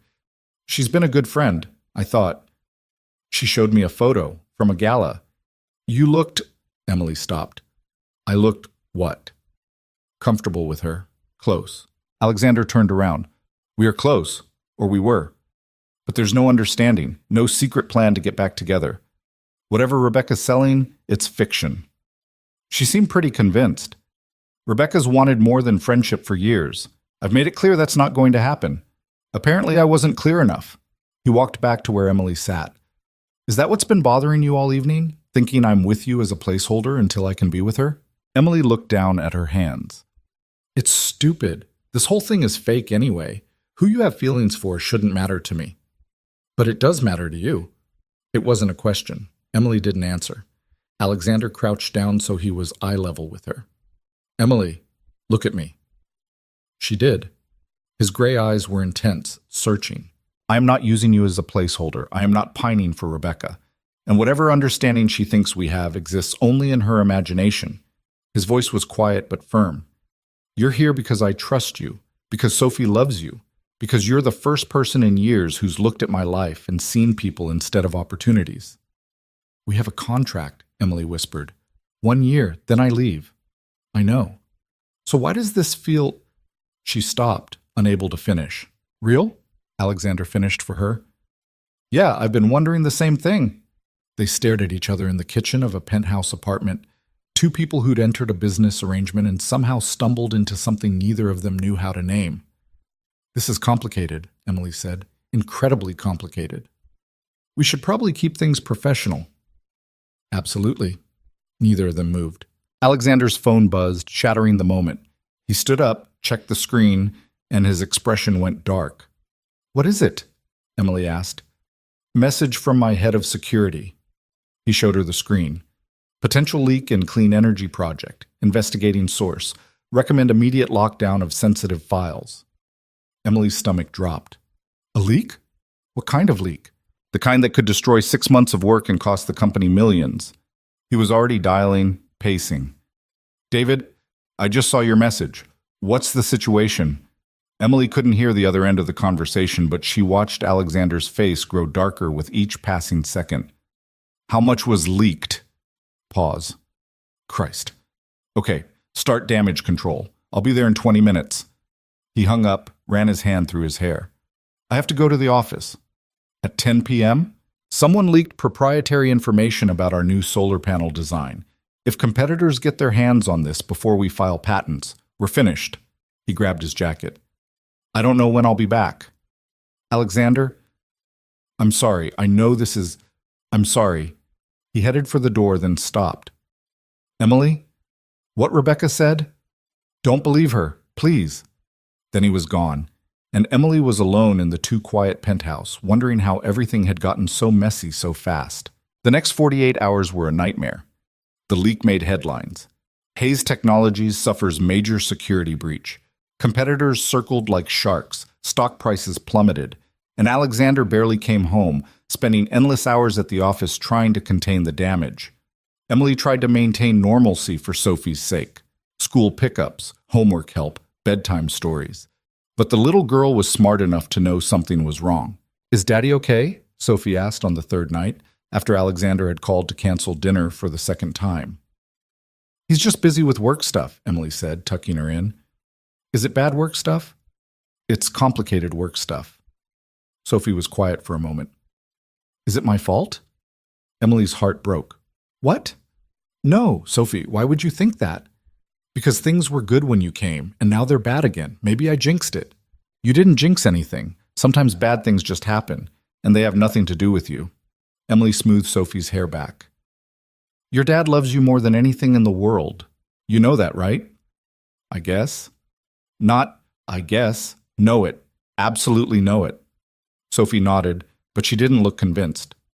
She fell asleep holding Emily's hand, and Emily sat there long after, watching this little girl carry worries she was too young to understand. It was past midnight when Alexander finally came home. Emily was still awake, curled up on the couch, with a book she wasn't actually reading. He looked like death. Suit wrinkled, eyes bloodshot, exhaustion carved into every line of his face. You should be asleep, he said. So should you. He collapsed onto the other end of the couch. Can't sleep. Every time I close my eyes, I see stock prices crashing and board members voting to remove me. Is it that bad? It's worse. We found the source of the leak. He looked at her, and there was something broken in his expression. It traced back to this apartment. Emily's blood went cold. What? Someone accessed our secure server from an IP address registered to this penthouse. 3 days ago, right around the time you would have been here alone. The implication hung in the air between them like poison gas. You think I did it? Emily whispered. I don't want to think that. But you're saying it anyway. Alexander closed his eyes. The evidence points to someone in this apartment accessing files they shouldn't have access to. You, me, Maria, and Sophie are the only people here. So by process of elimination, it's me. The gold-digging waitress who clearly has an ulterior motive. Emily stood up, shaking. That's what you think, isn't it? That Rebecca was right, that I'm using you. Emily, no. Don't. She backed away from the couch. You know what the worst part is? I actually started to believe this could be real. That maybe you saw me as more than a convenient solution to your PR problem. But I'm just another Vanessa to you, aren't I? Someone to trust until the second things go wrong. That's not fair. Fair? You just accused me of corporate espionage. I didn't accuse you of anything. I told you what the evidence shows. It's the same thing, Emily's voice cracked. You know what? Rebecca was right. I am temporary, and I'm an idiot for forgetting that. She turned to leave, but Alexander caught her wrist. Don't, he said quietly. Don't what? Don't run? Not yet. Let me figure this out. Emily yanked her hand free. There's nothing to figure out. The evidence says I'm guilty, so I'm guilty. That's how this works in your world, right? Evidence trumps trust. That's not... It is. It absolutely is. She walked toward the guest room, then stopped. I'll stay until you find someone else. For Sophie's sake. But don't expect me to pretend this doesn't hurt. I'm not that good of an actress. She locked herself in the guest room and let herself cry for the first time since her father died. Because she'd done it again. Let herself hope. Let herself believe that maybe someone could want her for more than what she could provide. And once again, she'd been proven wrong. Morning came too fast. Emily washed her face, put on armor in the form of one of Victoria's perfectly chosen outfits, and went to make Sophie breakfast like nothing had happened. Alexander was already in the kitchen, looking like he hadn't slept at all. We need to talk, he said. Not in front of Sophie. She's still asleep. Then wake her up. I'm not doing this right now. Emily, please. Coffee or tea? She asked, her voice brittle. I'm making Sophie pancakes. Do you want any? Alexander stared at her like she'd grown a second head. You're making pancakes. Sophie likes pancakes on Thursdays. It's Thursday. After everything I said last night, you're doing my job. That's what this is, right? A job. She pulled out the mixing bowl with more force than necessary. So I'm going to do it. Make breakfast, take Sophie to school, smile for any cameras that show up, play the dutiful wife. Stop. Stop what? Stop pretending you don't care. Emily slammed the bowl on the counter. What do you want from me, Alexander? You want me to break down? Admit that I'm falling for you and this whole situation is destroying me? Fine. Consider it admitted. But it doesn't change anything. You think I leaked your files, so either prove I didn't or let me finish out this contract in peace. Before Alexander could respond, Sophie wandered into the kitchen, rubbing her eyes. Why is everyone yelling? She asked. Both adults immediately shifted gears, forcing smiles that didn't reach their eyes. We're not yelling, sweetie, Emily said. Just talking about boring adult stuff. Want pancakes? With chocolate chips? Is there any other kind? Sophie climbed onto her stool, looking between Emily and her father with an expression too knowing for 7 years old. The breakfast was tense. Sophie chattered about school while Emily and Alexander avoided looking at each other. It felt like every other meal Emily had endured in her life where adults pretended everything was fine while the world burned around them. After Sophie left for school, Emily grabbed her coat. Where are you going? Alexander asked. For a walk. I need air. Emily, don't. Please, just don't. She made it to the elevator before the tears started again. Emily walked for 3 hours through Manhattan, her phone buzzing constantly with calls from Alexander that she ignored. The city felt different now, colder, more hostile. Every person who glanced at her felt like they were judging, recognizing her from the tabloids, wondering if the waitress had finally shown her true colors. She ended up in Queens, standing outside the building where she used to live. Mrs. Chen was sweeping the front steps, and when she saw Emily, her face split into a wide smile. Emily, look at you, all fancy now. I saw you on the news with that billionaire. Mrs. Chen leaned on her broom, eyes twinkling. You always were a good girl. I knew something good would happen for you. Emily felt her throat close up. Mrs. Chen, you here to visit? Your old apartment's been rented. Nice young couple, very quiet. But I can make tea if you want to come up. It was such a simple offer. Tea. Normal conversation. A reminder of who Emily used to be before penthouses and press conferences and fake marriages. I'd like that, Emily whispered. Mrs. Chen's apartment was exactly as Emily remembered. Cramped, cluttered, smelling like jasmine and old books. They sat at the tiny kitchen table, and Mrs. Chen poured tea into chipped mugs that were probably older than Emily. So, Mrs. Chen said, you going to tell me what's really wrong, or are we going to pretend you walked 3 hours in expensive shoes just to say hello? Emily wrapped her hands around the warm mug. How did you know something was wrong? I'm 83 years old. I've seen every kind of heartbreak there is. Mrs. Chen sipped her tea, waiting. Emily told her. Not everything, not the fake marriage contract or the business arrangement, but enough. About Alexander, About the accusations, about feeling like she'd been stupid to believe she could belong in his world. Mrs. Chen listened without interrupting. When Emily finally finished, the old woman was quiet for a long moment. My husband. He was rich man, Mrs. Chen said finally. Not billionaire rich, but comfortable. I was seamstress in Chinatown when we met. His family, they said same things. Gold digger, opportunist. Said I trap him. She smiled sadly. We were married 47 years before he died. And you know what? His family never stopped thinking I was after his money. Even at his funeral. How did you stand it? I didn't stand it. I ignored it. Because I knew the truth, and he knew the truth, and that was enough. Mrs. Chen reached across the table, patted Emily's hand. But here's the thing. You got to decide if this man worth fighting for. Not his money, not his lifestyle. Him, the person. Is he worth it?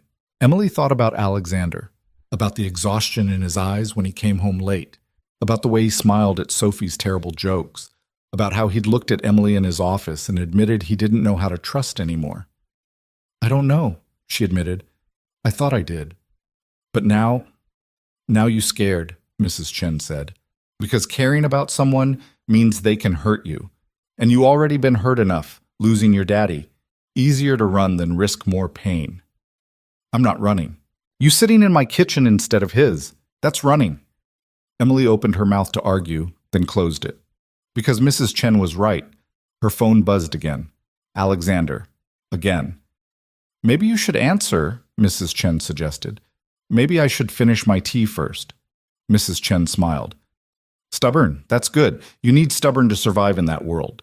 But don't be so stubborn you lose something real because you too scared to fight for it. Emily stayed for another hour, letting Mrs. Chen's familiar presence ground her. When she finally left, the old woman hugged her tight. You better than you think you are, Mrs. Chen whispered. Don't let anybody convince you otherwise, not even yourself. The walk back to the penthouse felt longer than the walk away. Emily's feet hurt, her head ached, and she had no idea what she was going to say when she got there. But Mrs. Chen was right about one thing. Running solved nothing. The penthouse was quiet when Emily walked in. Maria was in the kitchen, and the look she gave Emily was pure relief. Thank everything holy. He's been losing his mind. Called the police, his security team, everyone. Maria pointed toward Alexander's office. He's in there. Has been since you left. Won't eat? Won't sleep? Just sitting there staring at his computer. Maria, whatever happened between you two, fix it. That man looks like he's about to break, and Sophie's picking up on all of it. She cried herself to sleep asking if you were coming back. The guilt hit Emily like a physical blow. Sophie cried? For an hour. Kept saying people always leave. Maria's expression softened slightly. Look, I don't know what's going on with this leak situation, but I know you, and I know you didn't do whatever they think you did. So go talk to him. Fight it out if you have to, but stop running. Everyone kept saying that. Stop running. Emily took a breath and walked toward Alexander's office. He was exactly where Maria said he'd be, sitting at his desk, staring at his laptop, looking like he hadn't moved in hours. When Emily knocked, his head snapped up, and the relief that flooded his face was almost painful to witness. Emily? He stood so fast his chair rolled backward. You're back. I didn't know if... I needed to think, Emily said, staying in the doorway. And walk. And remember who I was before all of this. I called the police. I thought something happened to you. My phone was on. You could have tracked me if you really wanted to. Alexander ran his hand through his already disheveled hair. I know, but you asked me not to follow you, so I didn't, even though it was killing me.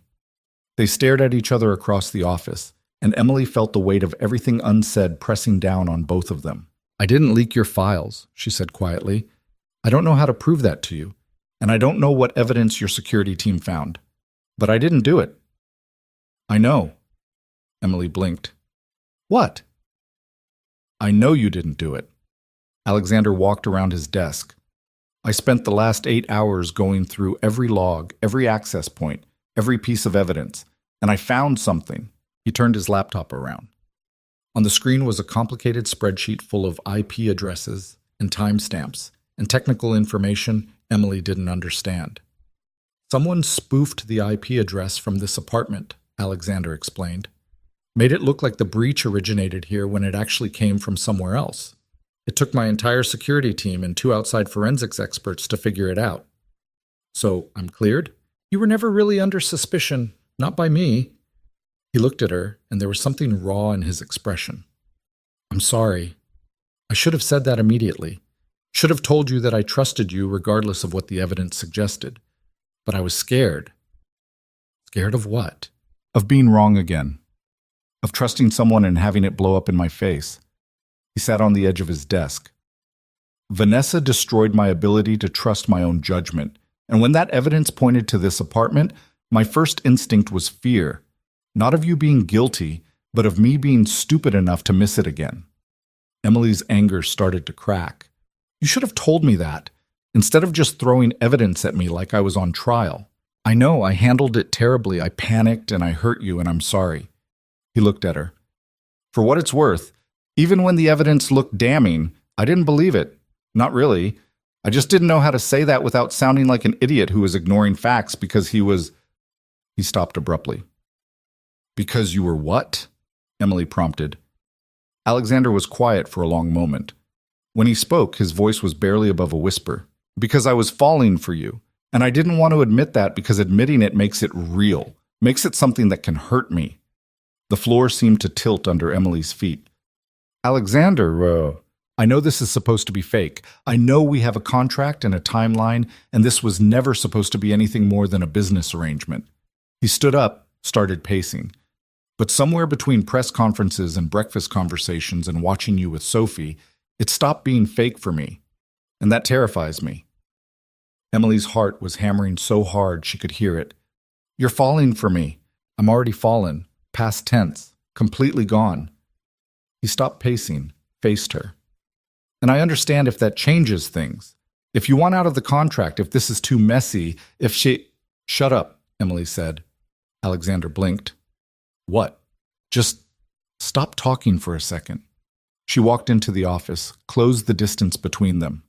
You think you're the only one who's terrified? I've spent the last 3 hours walking through Queens trying to convince myself that I'm not in love with you. That this is just proximity and gratitude and the fact that Sophie's wrapped herself around my heart. But it's not. It's you. Emily. I'm not finished.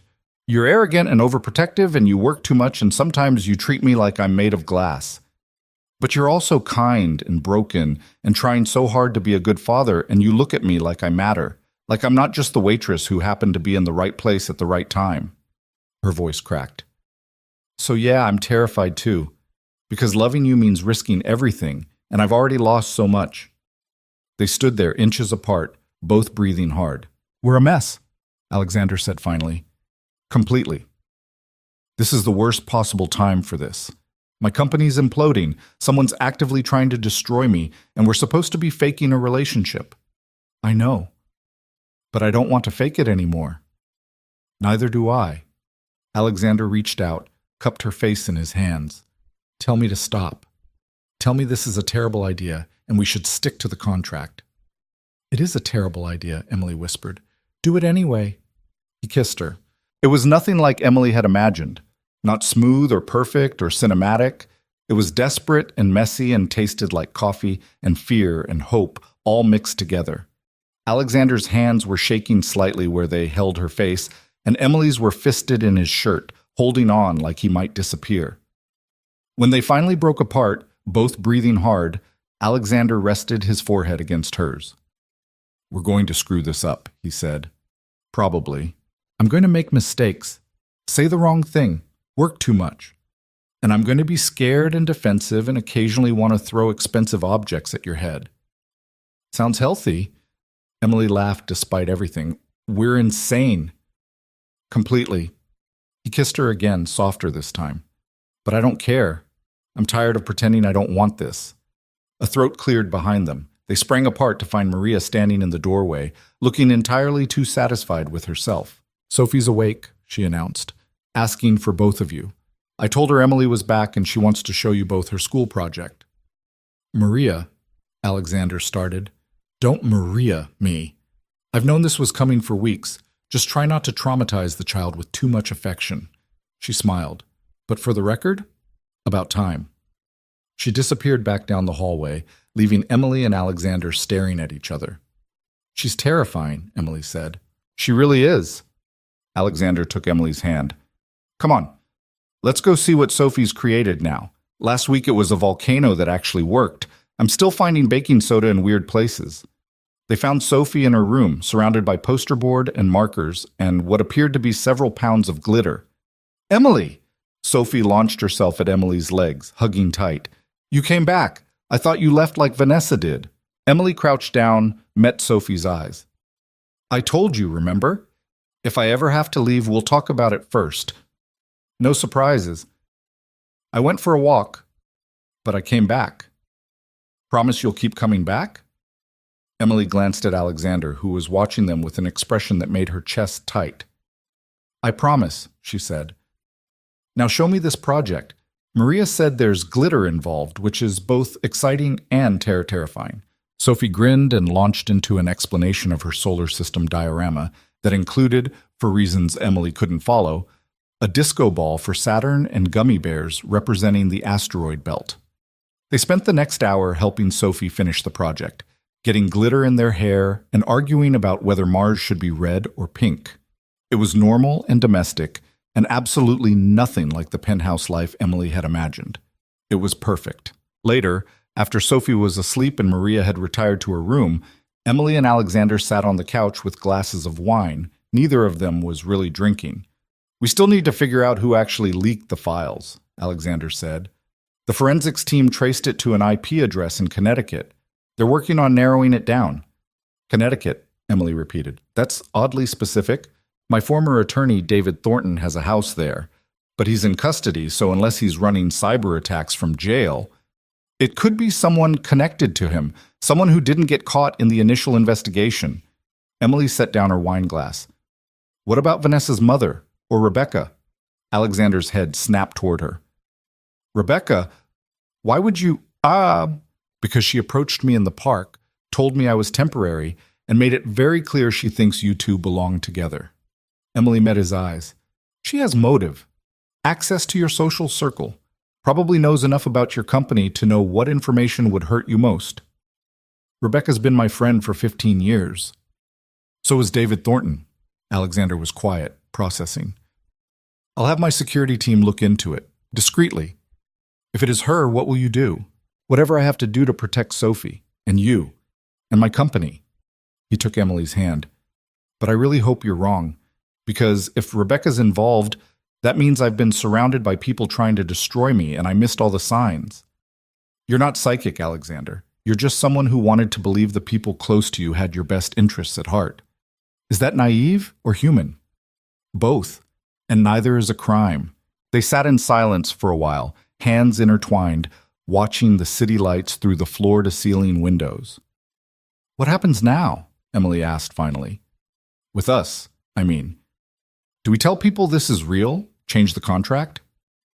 "I have no idea. I didn't exactly plan for the fake relationship to become real." He turned to look at her. "What do you want?" Emily thought about it, about contracts and timelines and the complications of mixing business with emotion. "I want to stop overthinking it," she said. "I want to be with you because I want to be, not because a piece of paper says I have to be. And if that means ripping up the contract or rewriting it or just ignoring it completely, I don't care." "You'd give up the financial security? The guaranteed payout?" "I'd give up a lot of things for the chance at something real." She squeezed his hand. "I've spent 2 years surviving. I'm tired of just surviving. I want to actually live."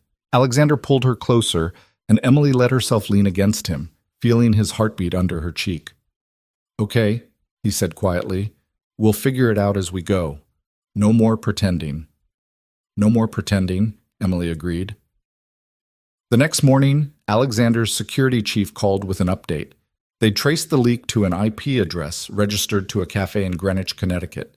Security footage showed Rebecca Lawson at that cafe at the exact time the breach occurred. Alexander's face went completely blank when he heard the news.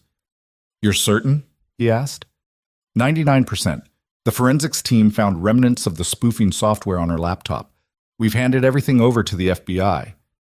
After the call ended, Alexander just sat there, staring at nothing. I'm sorry, Emily said quietly. I introduced her to Sophie, brought her to family dinners. She was at my wedding to Sarah. His voice was hollow. And the whole time she was just waiting for an opportunity to destroy me because I wouldn't give her what she wanted. Some people can't handle rejection. It wasn't even really rejection. I never led her on, never promised anything.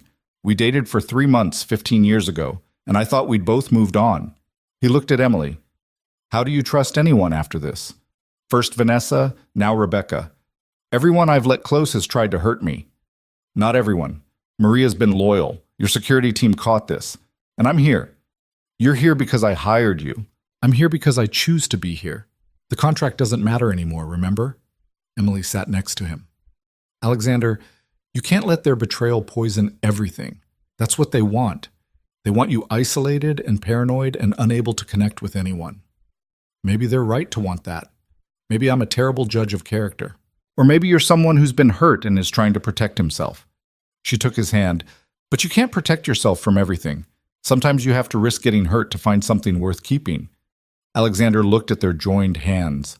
When did you get so wise? I'm not wise. I'm just someone who's been alone for a long time and doesn't want to be alone anymore. The FBI arrested Rebecca 3 days later. The media had a field day with it. Second Heirs. Betrayal. Venture capitalists charged with corporate espionage. The tabloids loved the drama, spinning narratives about Alexander's inability to judge women's characters. Emily watched him weather the storm with a kind of grim determination. He did interviews, reassured investors, held emergency board meetings, and through it all he came home to Sophie and Emily, looking exhausted but somehow more present than before. It's like the worst parts getting exposed freed something in him, Maria observed one evening while they prepared dinner together. He's not hiding as much. Or maybe he just doesn't have the energy to hide anymore, Emily said. Either way, it's good for him. And for Sophie. Maria chopped vegetables with efficient precision. That girl has smiled more in the last month than she did in the entire year before you showed up. She's a great kid. She is. And she deserves a mother who sees that. Maria glanced at Emily. I'm not trying to pressure you, but that child loves you. Actually loves you, not the way she tolerated Vanessa. If you're going to be part of this family, you need to be all in. Emily thought about Sophie's laughter during breakfast, about bedtime stories and homework help, and the way the little girl had started calling her M like it was the most natural thing in the world. I'm all in, Emily said quietly. I think I have been since that first morning when she hugged me and said she was sorry about my dad. Maria smiled. Good, because you're already family, whether you have a piece of paper saying so or not. That night, Alexander found Emily in Sophie's room, reading aloud from a book about dragons and unlikely friendships. He leaned against the doorway, watching until Emily finished the chapter. One more, Sophie pleaded. It's already past your bedtime, Emily said. But the dragon just found out his best friend is actually a princess in disguise. I need to know what happens.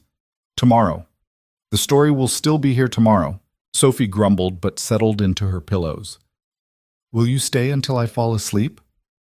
Of course. Alexander watched as Emily sat on the edge of Sophie's bed, humming something soft and familiar until the little girl's breathing evened out. When Emily finally stood to leave, Sophie's small voice stopped her. Em? I love you. Emily froze, turned back to the bed where Sophie was already half asleep. I love you too, kiddo, Emily whispered. In the hallway, Alexander was waiting. He didn't say anything, just pulled Emily into his arms and held her. She's never said that to anyone except me and Maria, he said quietly. Not even to Sarah. She was too young. Emily felt tears on her cheeks and didn't bother wiping them away. I didn't expect... I know, but she means it. Sophie doesn't say things she doesn't mean. He pulled back slightly, looked at Emily's face. This is real now. Completely real. Are you ready for that? Emily thought about the question. About commitment and family and all the ways this could still go wrong. I'm terrified, she admitted. But yes, I'm ready. Alexander kissed her forehead. Good. Because I'm about to ask you something, and I need you to know it has nothing to do with contracts or business arrangements or public image. What are you asking? He took a breath. Marry me. Actually marry me. Not for the press, not for Sophie, not for the company. Marry me because I love you, and I can't imagine my life without you in it. Emily's heart stopped. Alexander, I know it's fast, I know we're still figuring things out, but I spent 7 years being careful and guarded and alone, and I'm done with that. I want you. All of you. For real this time. Emily looked at this man who'd started as a stranger, became a business arrangement, and somehow turned into everything she didn't know she needed. Ask me again in 6 months, she said. Alexander's face fell. Oh, okay, I understand. Ask me again in 6 months because I want to say yes to Alexander Hayes the person, not Alexander Hayes the desperate man trying to hold his life together. She cupped his face in her hands. I love you, completely. But I also want us to have time to be real without crisis and investigations and everyone trying to destroy you. So ask me again in 6 months, when things have settled, and I'll say yes. Understanding dawned in his eyes. 6 months. 6 months? Emily confirmed. Think you can wait that long? For you, I'd wait forever. Let's not test that theory. 6 months is pushing it already. He laughed, and it was the first genuine laugh Emily had heard from him in days. Deal. 6 months from today, I'm asking again. And I'll say yes. They stood in the hallway outside Sophie's room, making promises about a future that was no longer fake, no longer a business arrangement, no longer anything but real. And for the first time since her father died, Emily felt like she'd finally found her way home. 6 months turned out to be both forever and no time at all. The media circus surrounding Rebecca's arrest eventually died down, replaced by newer scandals involving other wealthy people making terrible decisions. Vanessa's trial began in early spring, and Emily watched from the gallery as the woman who'd tried to destroy Alexander was sentenced to 12 years in federal prison. David Thornton got 15. Rebecca, because she cooperated with prosecutors, and this was her first offense, got 7. Alexander sat beside Emily throughout the sentencing, his face expressionless. When it was over, he stood up without a word and walked out of the courtroom. Emily found him outside, leaning against the building, staring at nothing. You okay? She asked. I should feel something. Satisfaction, relief, vindication, something. He looked at her. But I just feel empty. Like I wasted years of my life on people who didn't deserve a single minute of my time. That's not a waste. That's learning who not to trust. Expensive lesson. Most worthwhile ones are. Emily took his hand. Come on. Sophie has a school performance tonight. We promised we'd be there. Right, the spring musical. He pushed off from the wall. What's she playing again? A tree. She's playing a tree. Specifically, a very enthusiastic tree who has 7 lines about photosynthesis and gets to wear a costume with actual leaves glued to it. Alexander almost smiled. She's going to be the best tree that stage has ever seen. Obviously, she's been practicing her tree stance for 2 weeks. They drove to Sophie's school, leaving the courthouse and the sentencing and all of it behind. And Emily realized that was what healing looked like. Not some dramatic moment of closure, but the simple act of choosing what mattered and letting the rest fade into background noise. Sophie was, predictably, the best tree the stage had ever seen. She delivered her lines about chlorophyll with such conviction that Emily heard someone in the audience whisper, "That kid's going places."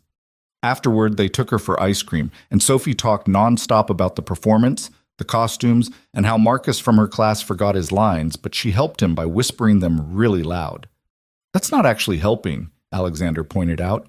It is if everyone can hear me and he remembers what to say, Sophie argued, chocolate ice cream on her chin. That's called stealing his spotlight. I prefer to think of it as collaborative theater, Sophie grinned at Emily. Right, Em? Emily tried not to laugh. I think the technical term is upstaging, but your heart was in the right place. See? Em gets it. Alexander shook his head, but he was smiling. Really smiling, the kind that reached his eyes and made him look years younger. They walked home through Central Park as the sun set, Sophie skipping ahead of them, still wearing part of her tree costume because she'd refused to take it off. Emily and Alexander followed hand in hand, and everything felt so normal that Emily sometimes forgot this had all started with a business arrangement and a desperate man making an impossible offer. 3 more months, Alexander said quietly. Emily knew exactly what he meant. 3 more months until the 6-month deadline, until he could ask again. Who's counting? She teased. Me? Daily. Sometimes hourly. That's not obsessive at all. I prefer to think of it as goal-oriented. He squeezed her hand, although if you wanted to waive the waiting period. Nice try. We agreed on 6 months. Can't blame a guy for asking. They caught up to Sophie at the fountain, where she was trying to convince a group of pigeons to participate in an impromptu performance of her school play. The pigeons were not cooperating. I don't think they speak tree, Emily said. Sophie huffed. Pigeons have no appreciation for art. Tragic, really, Alexander agreed solemnly. That night, after Sophie was asleep and the apartment was quiet, Emily found herself in Alexander's office. He was working late again, but differently now. Not with the desperate edge of someone drowning, but with the focused calm of someone who actually enjoyed what they were doing. Come to rescue me from spreadsheets? He asked, looking up. Come to tell you it's almost midnight and you promised you'd start sleeping more. Did I promise that? You did. Last week. After Sophie told you that you looked like a zombie. Alexander closed his laptop. In my defense, I'd been up for 36 hours dealing with the merger negotiations. Which is exactly why you need sleep. Emily walked over, started massaging his shoulders. He groaned. When's the last time you took a day off? Define day off. 24 consecutive hours where you don't check email, answer calls, or think about work. Never? Alexander, I'm a CEO. We don't get days off. You get whatever you decide you get. You own the company. She dug her thumbs into a knot near his shoulder blade, and he made a noise that was half pleasure, half pain. Sophie wants to go to that horse farm upstate next weekend, the one Maria's been talking about. The one where they let kids actually ride? That's the one. I already checked. They have beginner lessons, trail rides, the whole thing. We could make it a weekend trip. Alexander was quiet for a moment. A whole weekend, away from the office. Terrifying, I know. What if something happens? What if the investors need me? Then they'll call your second in command, who you pay an obscene amount of money specifically to handle things when you're not available. Emily stopped massaging, came around to face him. Alexander, you've been running yourself into the ground for 7 years. Take a weekend, breathe, show your daughter what horses look like in person instead of in pictures. He looked at her, and something in his expression shifted. You know what I love about you? My incredible massage skills? That too. But mainly, you give zero consideration to my excuses. Most people in my life just accept that I work too much. You actively call me on it. Someone has to. Otherwise, you'll work yourself to death, and Sophie will grow up thinking that's normal. Emily sat on the edge of his desk.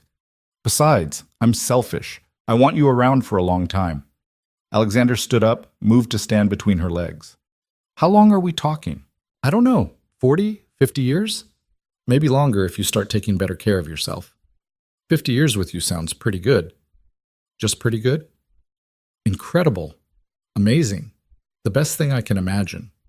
He kissed her softly. Okay. Horse farm. Next weekend. I'll even leave my laptop here. I don't believe you. I'll try to leave my laptop here. More believable. They went to the horse farm. Sophie was so excited she barely slept the night before, talking nonstop about what she'd name her horse if she could have one, and whether horses like chocolate, and if she could teach a horse to do math. Probably not, Alexander said, packing their bags. Horses are smart, but not math smart. You don't know that. Maybe nobody's tried properly. Emily caught Alexander's eye, and they both struggled not to laugh. The farm was beautiful. Rolling hills, white fences, horses grazing in fields that seemed to stretch forever. Sophie's eyes went huge when she saw them. They're so big, she breathed. They are, the instructor, a woman named Katie, who looked like she'd been born on a horse, agreed. But gentle. Want to meet one? Sophie nodded, suddenly shy. Katie brought over a brown mare named Daisy, and Sophie slowly reached out to touch the horse's nose. She's soft, Sophie whispered. She is, and she likes you. See how her ears are forward? That's horse for you're okay in my book. They spent the morning learning basic horsemanship. Sophie took to it immediately, fearless in a way that made Alexander visibly nervous. Emily held his hand while they watched their daughter trot around the ring on a patient pony named Butterscotch. She's fine, Emily murmured. She's 7 feet off the ground on an animal with its own brain. She's 3 feet off the ground on the world's most patient pony who's been doing this for 15 years. Still terrifying. But he was smiling, actually smiling, watching Sophie glow with joy. That afternoon, they went on a trail ride. Sophie rode Butterscotch, Emily got a gentle mare named Willow, and Alexander rode a horse named Duke, who seemed to sense his nervousness and responded by being aggressively calm. "This is weird," Alexander said as they rode through the forest. "I haven't been on a horse since Sarah and I went riding in Vermont. That was 8 years ago," Emily finished quietly. "She taught you." "Yeah, she loved horses. Grew up riding competitively." He looked ahead to where Sophie was chattering at Katie about whether horses could swim. She would have loved seeing Sophie like this. Emily had learned not to flinch when Alexander mentioned Sarah. Had learned that grief didn't disappear just because new love appeared. They coexisted, and that was okay. "Tell me about her," Emily said. "Really tell me. Not the sanitized version you give Sophie." Alexander was quiet for a long moment. The only sound the horse's hooves on the trail. "She was brilliant," he said finally, "and complicated. Passionate about environmental law, but struggled with depression her whole life. We met at a conference, and she argued with me for 2 hours about corporate responsibility before I realized I was completely in love with her." He smiled sadly. "We got married 6 months later. Everyone said it was too fast. They were probably right." "But you loved her." "I did. So much. And when she got pregnant with Sophie, she was so happy. I thought maybe having a baby would give her purpose, help with the depression." He stopped. "I was an idiot. Depression doesn't work like that. After Sophie was born, it got worse. She couldn't bond with the baby, could barely get out of bed. I got her help, but nothing worked. And then one day I came home, and she was just gone." Emily's chest tightened. "Alexander." "For a long time, I blamed myself. Thought if I'd done something different, been more attentive, found better doctors, something." He looked at her. "It took years of therapy to accept that Sarah's death wasn't my fault. That mental illness doesn't care how much money you throw at it or how much you love someone. Sometimes people are just broken in ways we can't fix. That's a hard thing to accept, the hardest, and it's why I was so guarded for so long. Why I almost married Vanessa even though I didn't love her. Because not loving someone meant they couldn't destroy me." He reached over, took Emily's hand even though they were both on horses, and it was awkward. "But you changed that. You made me want to risk it again." "I'm terrified I'll screw it up," Emily admitted. "That I'm not enough. That Sophie will grow up and realize I'm just some waitress who stumbled into her life and..." "Stop. You're not just anything. You're the person who saved me when I didn't know I needed saving. You're the person Sophie runs to when she's scared or happy or wants to share something important. You're the person who makes this feel like a home instead of just an expensive apartment." He squeezed her hand. "You're enough. You've always been enough." Up ahead, Sophie called back to them. "Are you guys being mushy? Katie says people on trail rides are always mushy." "We're having a meaningful conversation," Alexander called back. "That's adult code for mushy." Emily laughed, wiping tears she hadn't realized were falling. "She's got us figured out."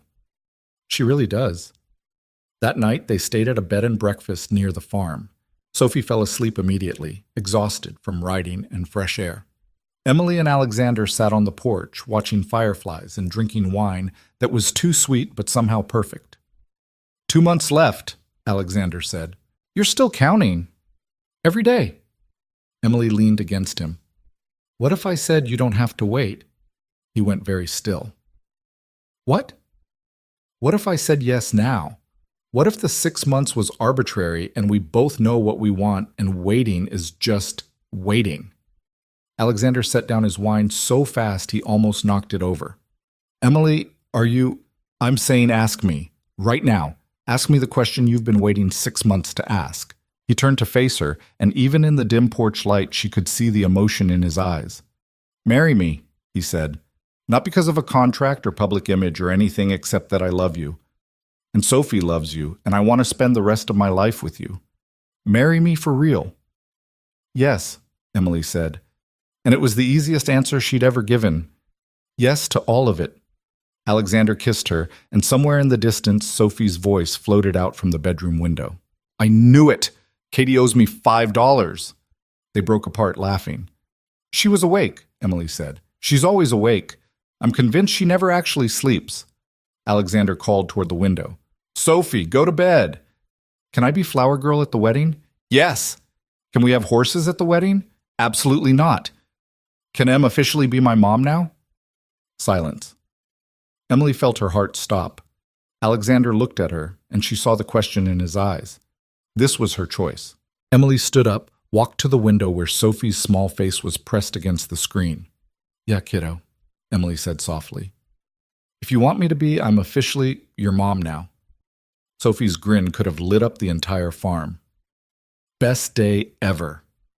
She disappeared from the window, and Emily heard her talking to her stuffed elephant about how she finally had a mom, and they were going to have horses, and everything was perfect. Alexander wrapped his arms around Emily from behind. You sure about this? Being a mom is permanent. No contract, no timeline. I'm sure. Emily turned in his arms. I've been sure since the morning she told me my eyes looked sad and hugged me anyway. I just needed to catch up to what I already knew. They went inside, checked on Sophie one more time. She was genuinely asleep now, stuffed elephant clutched tight, a smile still on her face. We're getting married, Alexander whispered. We're getting married, Emily confirmed. I should probably get you a ring. Probably, although I'm pretty sure Sophie will riot if she doesn't get to help pick it out. Valid point. He closed Sophie's door quietly. How do you feel about long engagements? How do you feel about short ones? I've already waited 7 years. I'm done waiting. Good, because I'm thinking October. Small ceremony, just family and people who actually matter. Maria will cry. Maria will absolutely cry, and probably tell us she knew this would happen all along. They planned the wedding over the next 3 months. Sophie was involved in every decision, from flowers to music to whether the cake should be chocolate or vanilla. She voted chocolate. Emily voted vanilla. Alexander suggested they get both, and Sophie announced he was the smartest dad in the world. The ceremony was held at the same bed and breakfast where Alexander had proposed. 50 people, mostly Alexander's business partners who'd become actual friends, Maria and her extended family, Mrs. Chen from Queens who cried through the entire thing, and Sophie who took her flower girl duties so seriously she created a spreadsheet of petal distribution patterns. Emily wore a simple dress that Victoria had somehow made elegant without being pretentious. Alexander wore a suit and looked so nervous that Sophie had to give him a pep talk before the ceremony. Just don't faint, she instructed. And when they ask if you take her to be your wife, say yes very loud so everyone can hear. And don't cry because then I'll cry and I'm trying to be professional. Noted, Alexander said, trying not to smile. And Daddy, I'm really glad you picked Em. She's much better than Vanessa. Much better, he agreed. The ceremony was short and perfect. Emily walked down the aisle alone because her father was gone and she didn't want anyone to replace him. When she reached Alexander, he was crying despite Sophie's instructions, and Emily was too, and the officiant had to wait a full minute for them to compose themselves enough to say their vows.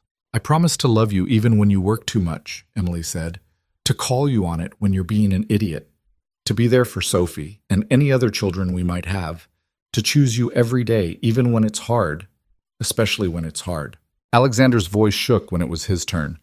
I promise to trust you with everything I am, to let you see the broken parts and the scared parts and all the parts I usually hide, to be the partner you deserve, to be the father Sophie deserves, to build a life with you that's real and messy and absolutely nothing like the contract we started with. When the officiant pronounced them married, Sophie cheered so loud that people 3 farms over probably heard it. The reception was small and rowdy. Sophie gave a toast that was supposed to be 2 minutes but turned into 10, covering everything from how Emily made the best pancakes to how she'd helped Sophie understand division to how Daddy smiled more now. And most importantly, Sophie finished, raising her juice glass, Em teaches me that families don't have to be perfect. They just have to be real and love each other even when things are hard. So here's to my new mom and my old dad. I love you both even though you're super embarrassing sometimes. Everyone laughed and cried and toasted, and Emily looked around at these people who'd somehow become her family and thought about how far she'd come from that rainy night standing outside the Metropolitan. Later, dancing with Alexander under string lights, while Sophie twirled nearby with Maria, Emily thought about the journey that had brought her here. about grief and survival, and the strange way life sometimes worked out, about how saving someone else had somehow saved her too. "What are you thinking about?" Alexander asked. "How none of this was in my plan. A year ago, I was barely surviving.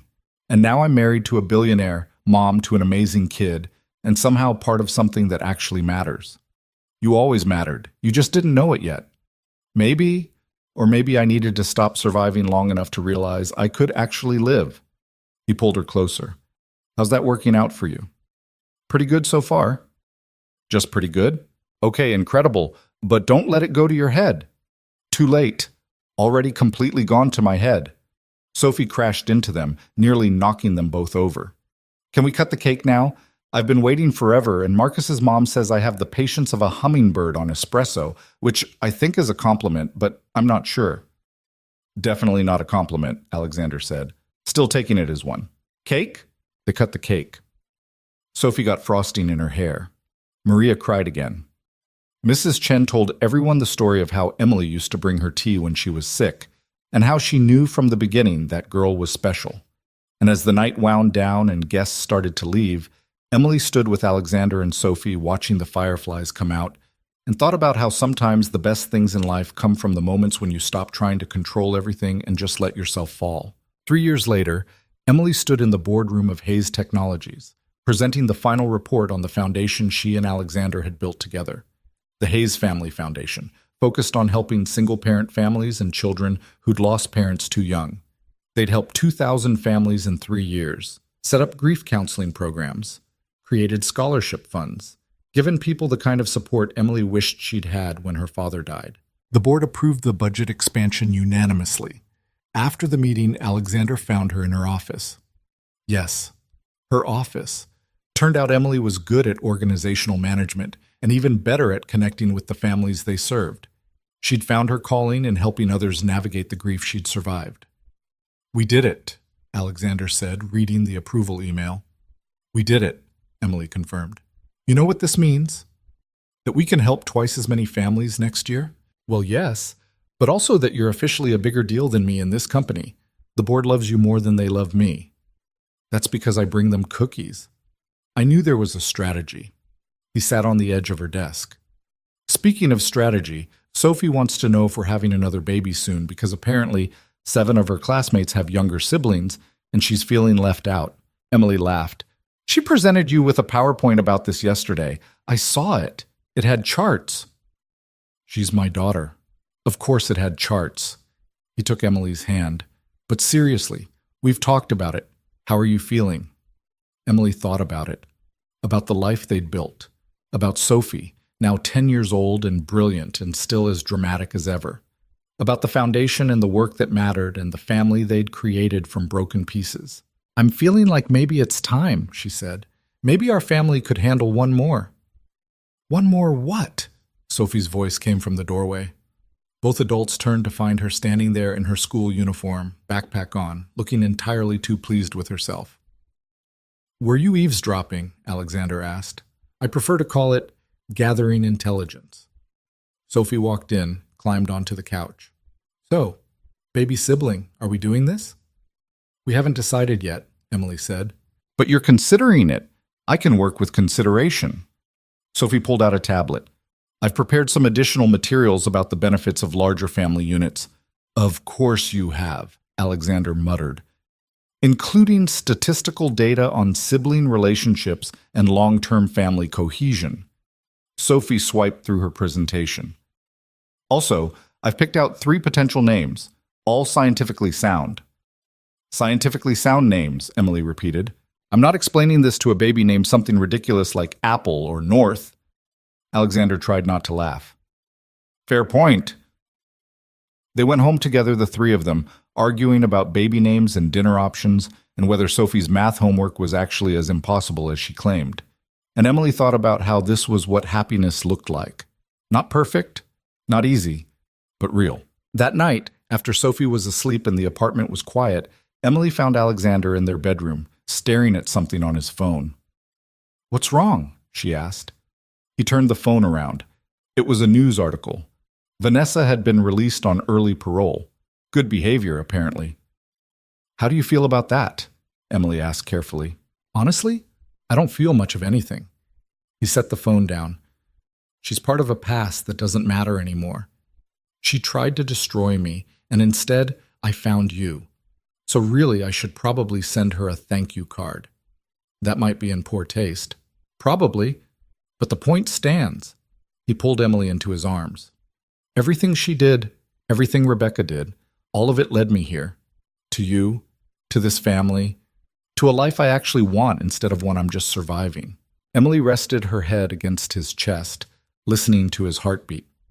You know what I learned from all of this? What? That trust isn't about being certain someone won't hurt you. It's about choosing to be vulnerable anyway, about deciding that the possibility of real connection is worth the risk of pain. When did you get so wise? I've always been wise. You just didn't notice because you were too busy being a workaholic billionaire. Fair point. He kissed the top of her head. I love you. In case that wasn't clear. It's pretty clear, but you can keep saying it. I love you. Still clear. Keep going. I love you. I love you. I love you. Okay, now you're overdoing it. Impossible. There's no overdoing it when it comes to you. 6 months later, Emily stood in a hospital room, holding a tiny baby girl, while Sophie peered over the edge of the bed with eyes full of wonder. She's so small, Sophie whispered. You were this small once, Alexander said. Lies. I was born sophisticated and fully formed. Emily laughed, exhausted and happy and completely overwhelmed.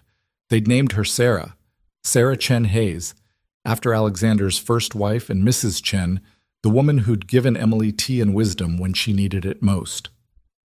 Is it weird? Sophie asked, still staring at her baby sister.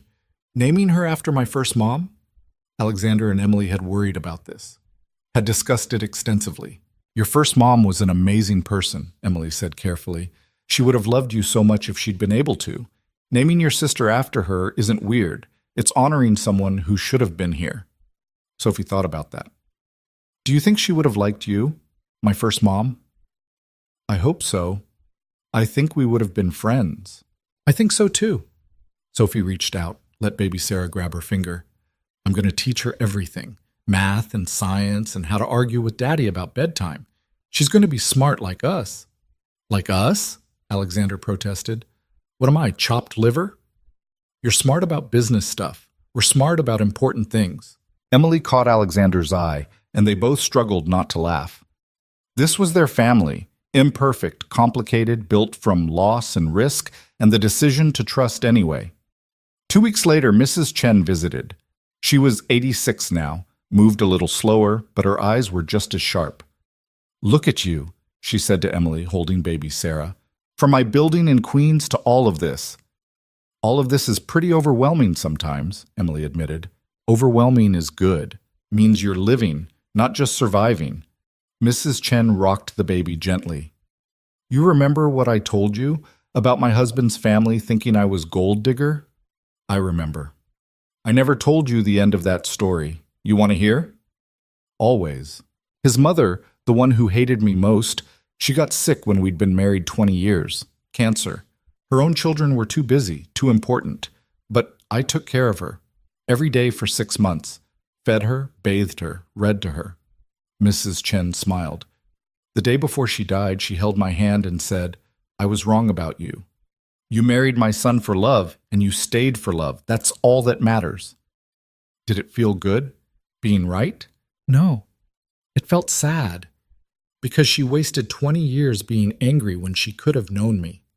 Mrs. Chen looked at Emily. Don't waste time proving yourself to people who decided not to see you. Just live your life. Love your family. That's the only proof that matters. Emily thought about that after Mrs. Chen left. About all the people who judged her, called her a gold digger, said she didn't belong. About how none of that mattered now. What mattered was Sophie teaching her baby sister to count using complicated hand gestures. What mattered was Alexander, who still worked too much but came home every night. What mattered was the foundation they'd built, the families they'd helped, the difference they were making. What mattered was that Emily had stopped surviving and started living. 5 years after that, Emily stood in a lecture hall at Columbia University, giving a talk about grief support systems and single-parent family assistance. She'd gotten her degree, written a book, become someone people listened to, not because she was married to Alexander Hayes, but because she had something to say. In the audience, Alexander sat with Sophie, now 15 and somehow even more dramatic, and Sarah, now 5 and already showing signs of being just as intense as her sister. After the lecture, a young woman approached Emily. She looked familiar, though Emily couldn't place her. "I was a waitress at the Metropolitan," the woman said. "I worked there when you did. I saw what happened that night with Alexander Hayes." Emily's stomach tightened. She rarely thought about that night anymore. "I just wanted to say thank you," the woman continued. "Because after you got fired for doing the right thing, I thought that's just how the world works. Rich people matter, and we don't. But then I followed your story, saw what you built, and it made me realize I could do more than just survive, too. I'm in nursing school now, because you showed me it was possible." The woman left before Emily could respond, disappearing into the crowd of students. Alexander appeared at her elbow. "You okay?" "Yeah, just someone from my old life reminding me where I came from." "Where we came from," he corrected. "I'm just as much that guy who almost married the wrong person as you are the waitress who saved him." "When did we become an inspirational story?" "When we decided to stop hiding and start being honest about how messy and complicated and real everything is." He took her hand. "Come on. The girls want pizza, and Sarah's threatening to start a protest if we make her eat healthy food. She's 5. Where did she learn about protests?" "Sophie showed her videos of labor movements. I've created a monster." They collected their daughters and went for pizza. Sophie complained about her teachers. Sarah sang a song about dinosaurs that made no scientific sense, but was undeniably catchy. Alexander stole food off Emily's plate. It was normal and chaotic, and absolutely nothing like the fairy tale the media wanted to write about them. It was better, because fairy tales were about perfect people having perfect lives. But real life was about broken people choosing each other anyway, about trust built slowly through 1,000 small moments, about love that wasn't effortless or magical, but was worked for and earned and worth every difficult conversation and hard decision. That night, lying in bed next to Alexander, Emily thought about the journey that had brought her here, about the scared waitress who'd overheard a conspiracy, about the billionaire who'd been betrayed one time too many, about 2 people who'd made a business arrangement and somehow found something real. "What are you thinking about?" Alexander asked. "How none of this makes sense.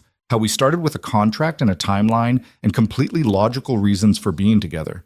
And somehow we ended up here." "You sound surprised." "I am surprised. Every day I'm surprised that this worked." "Want to know a secret?" He turned to face her. "Me too. I still wake up sometimes convinced this is temporary, that you'll realize you can do better and leave.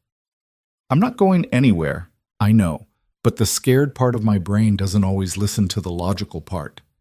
Emily understood that, would probably always understand that, because trust was something you rebuilt constantly, not something you achieved once and forgot about. "I love you," she said, "even when you're being neurotic about me leaving. I love you too, even when you're being stubborn about letting me help with things. We're kind of a mess. The best kind of mess." They fell asleep like that, holding each other in a penthouse that had stopped feeling like a showroom and started feeling like home. And if Emily dreamed about rainy nights and impossible choices and the strange way life worked out, she didn't remember them in the morning.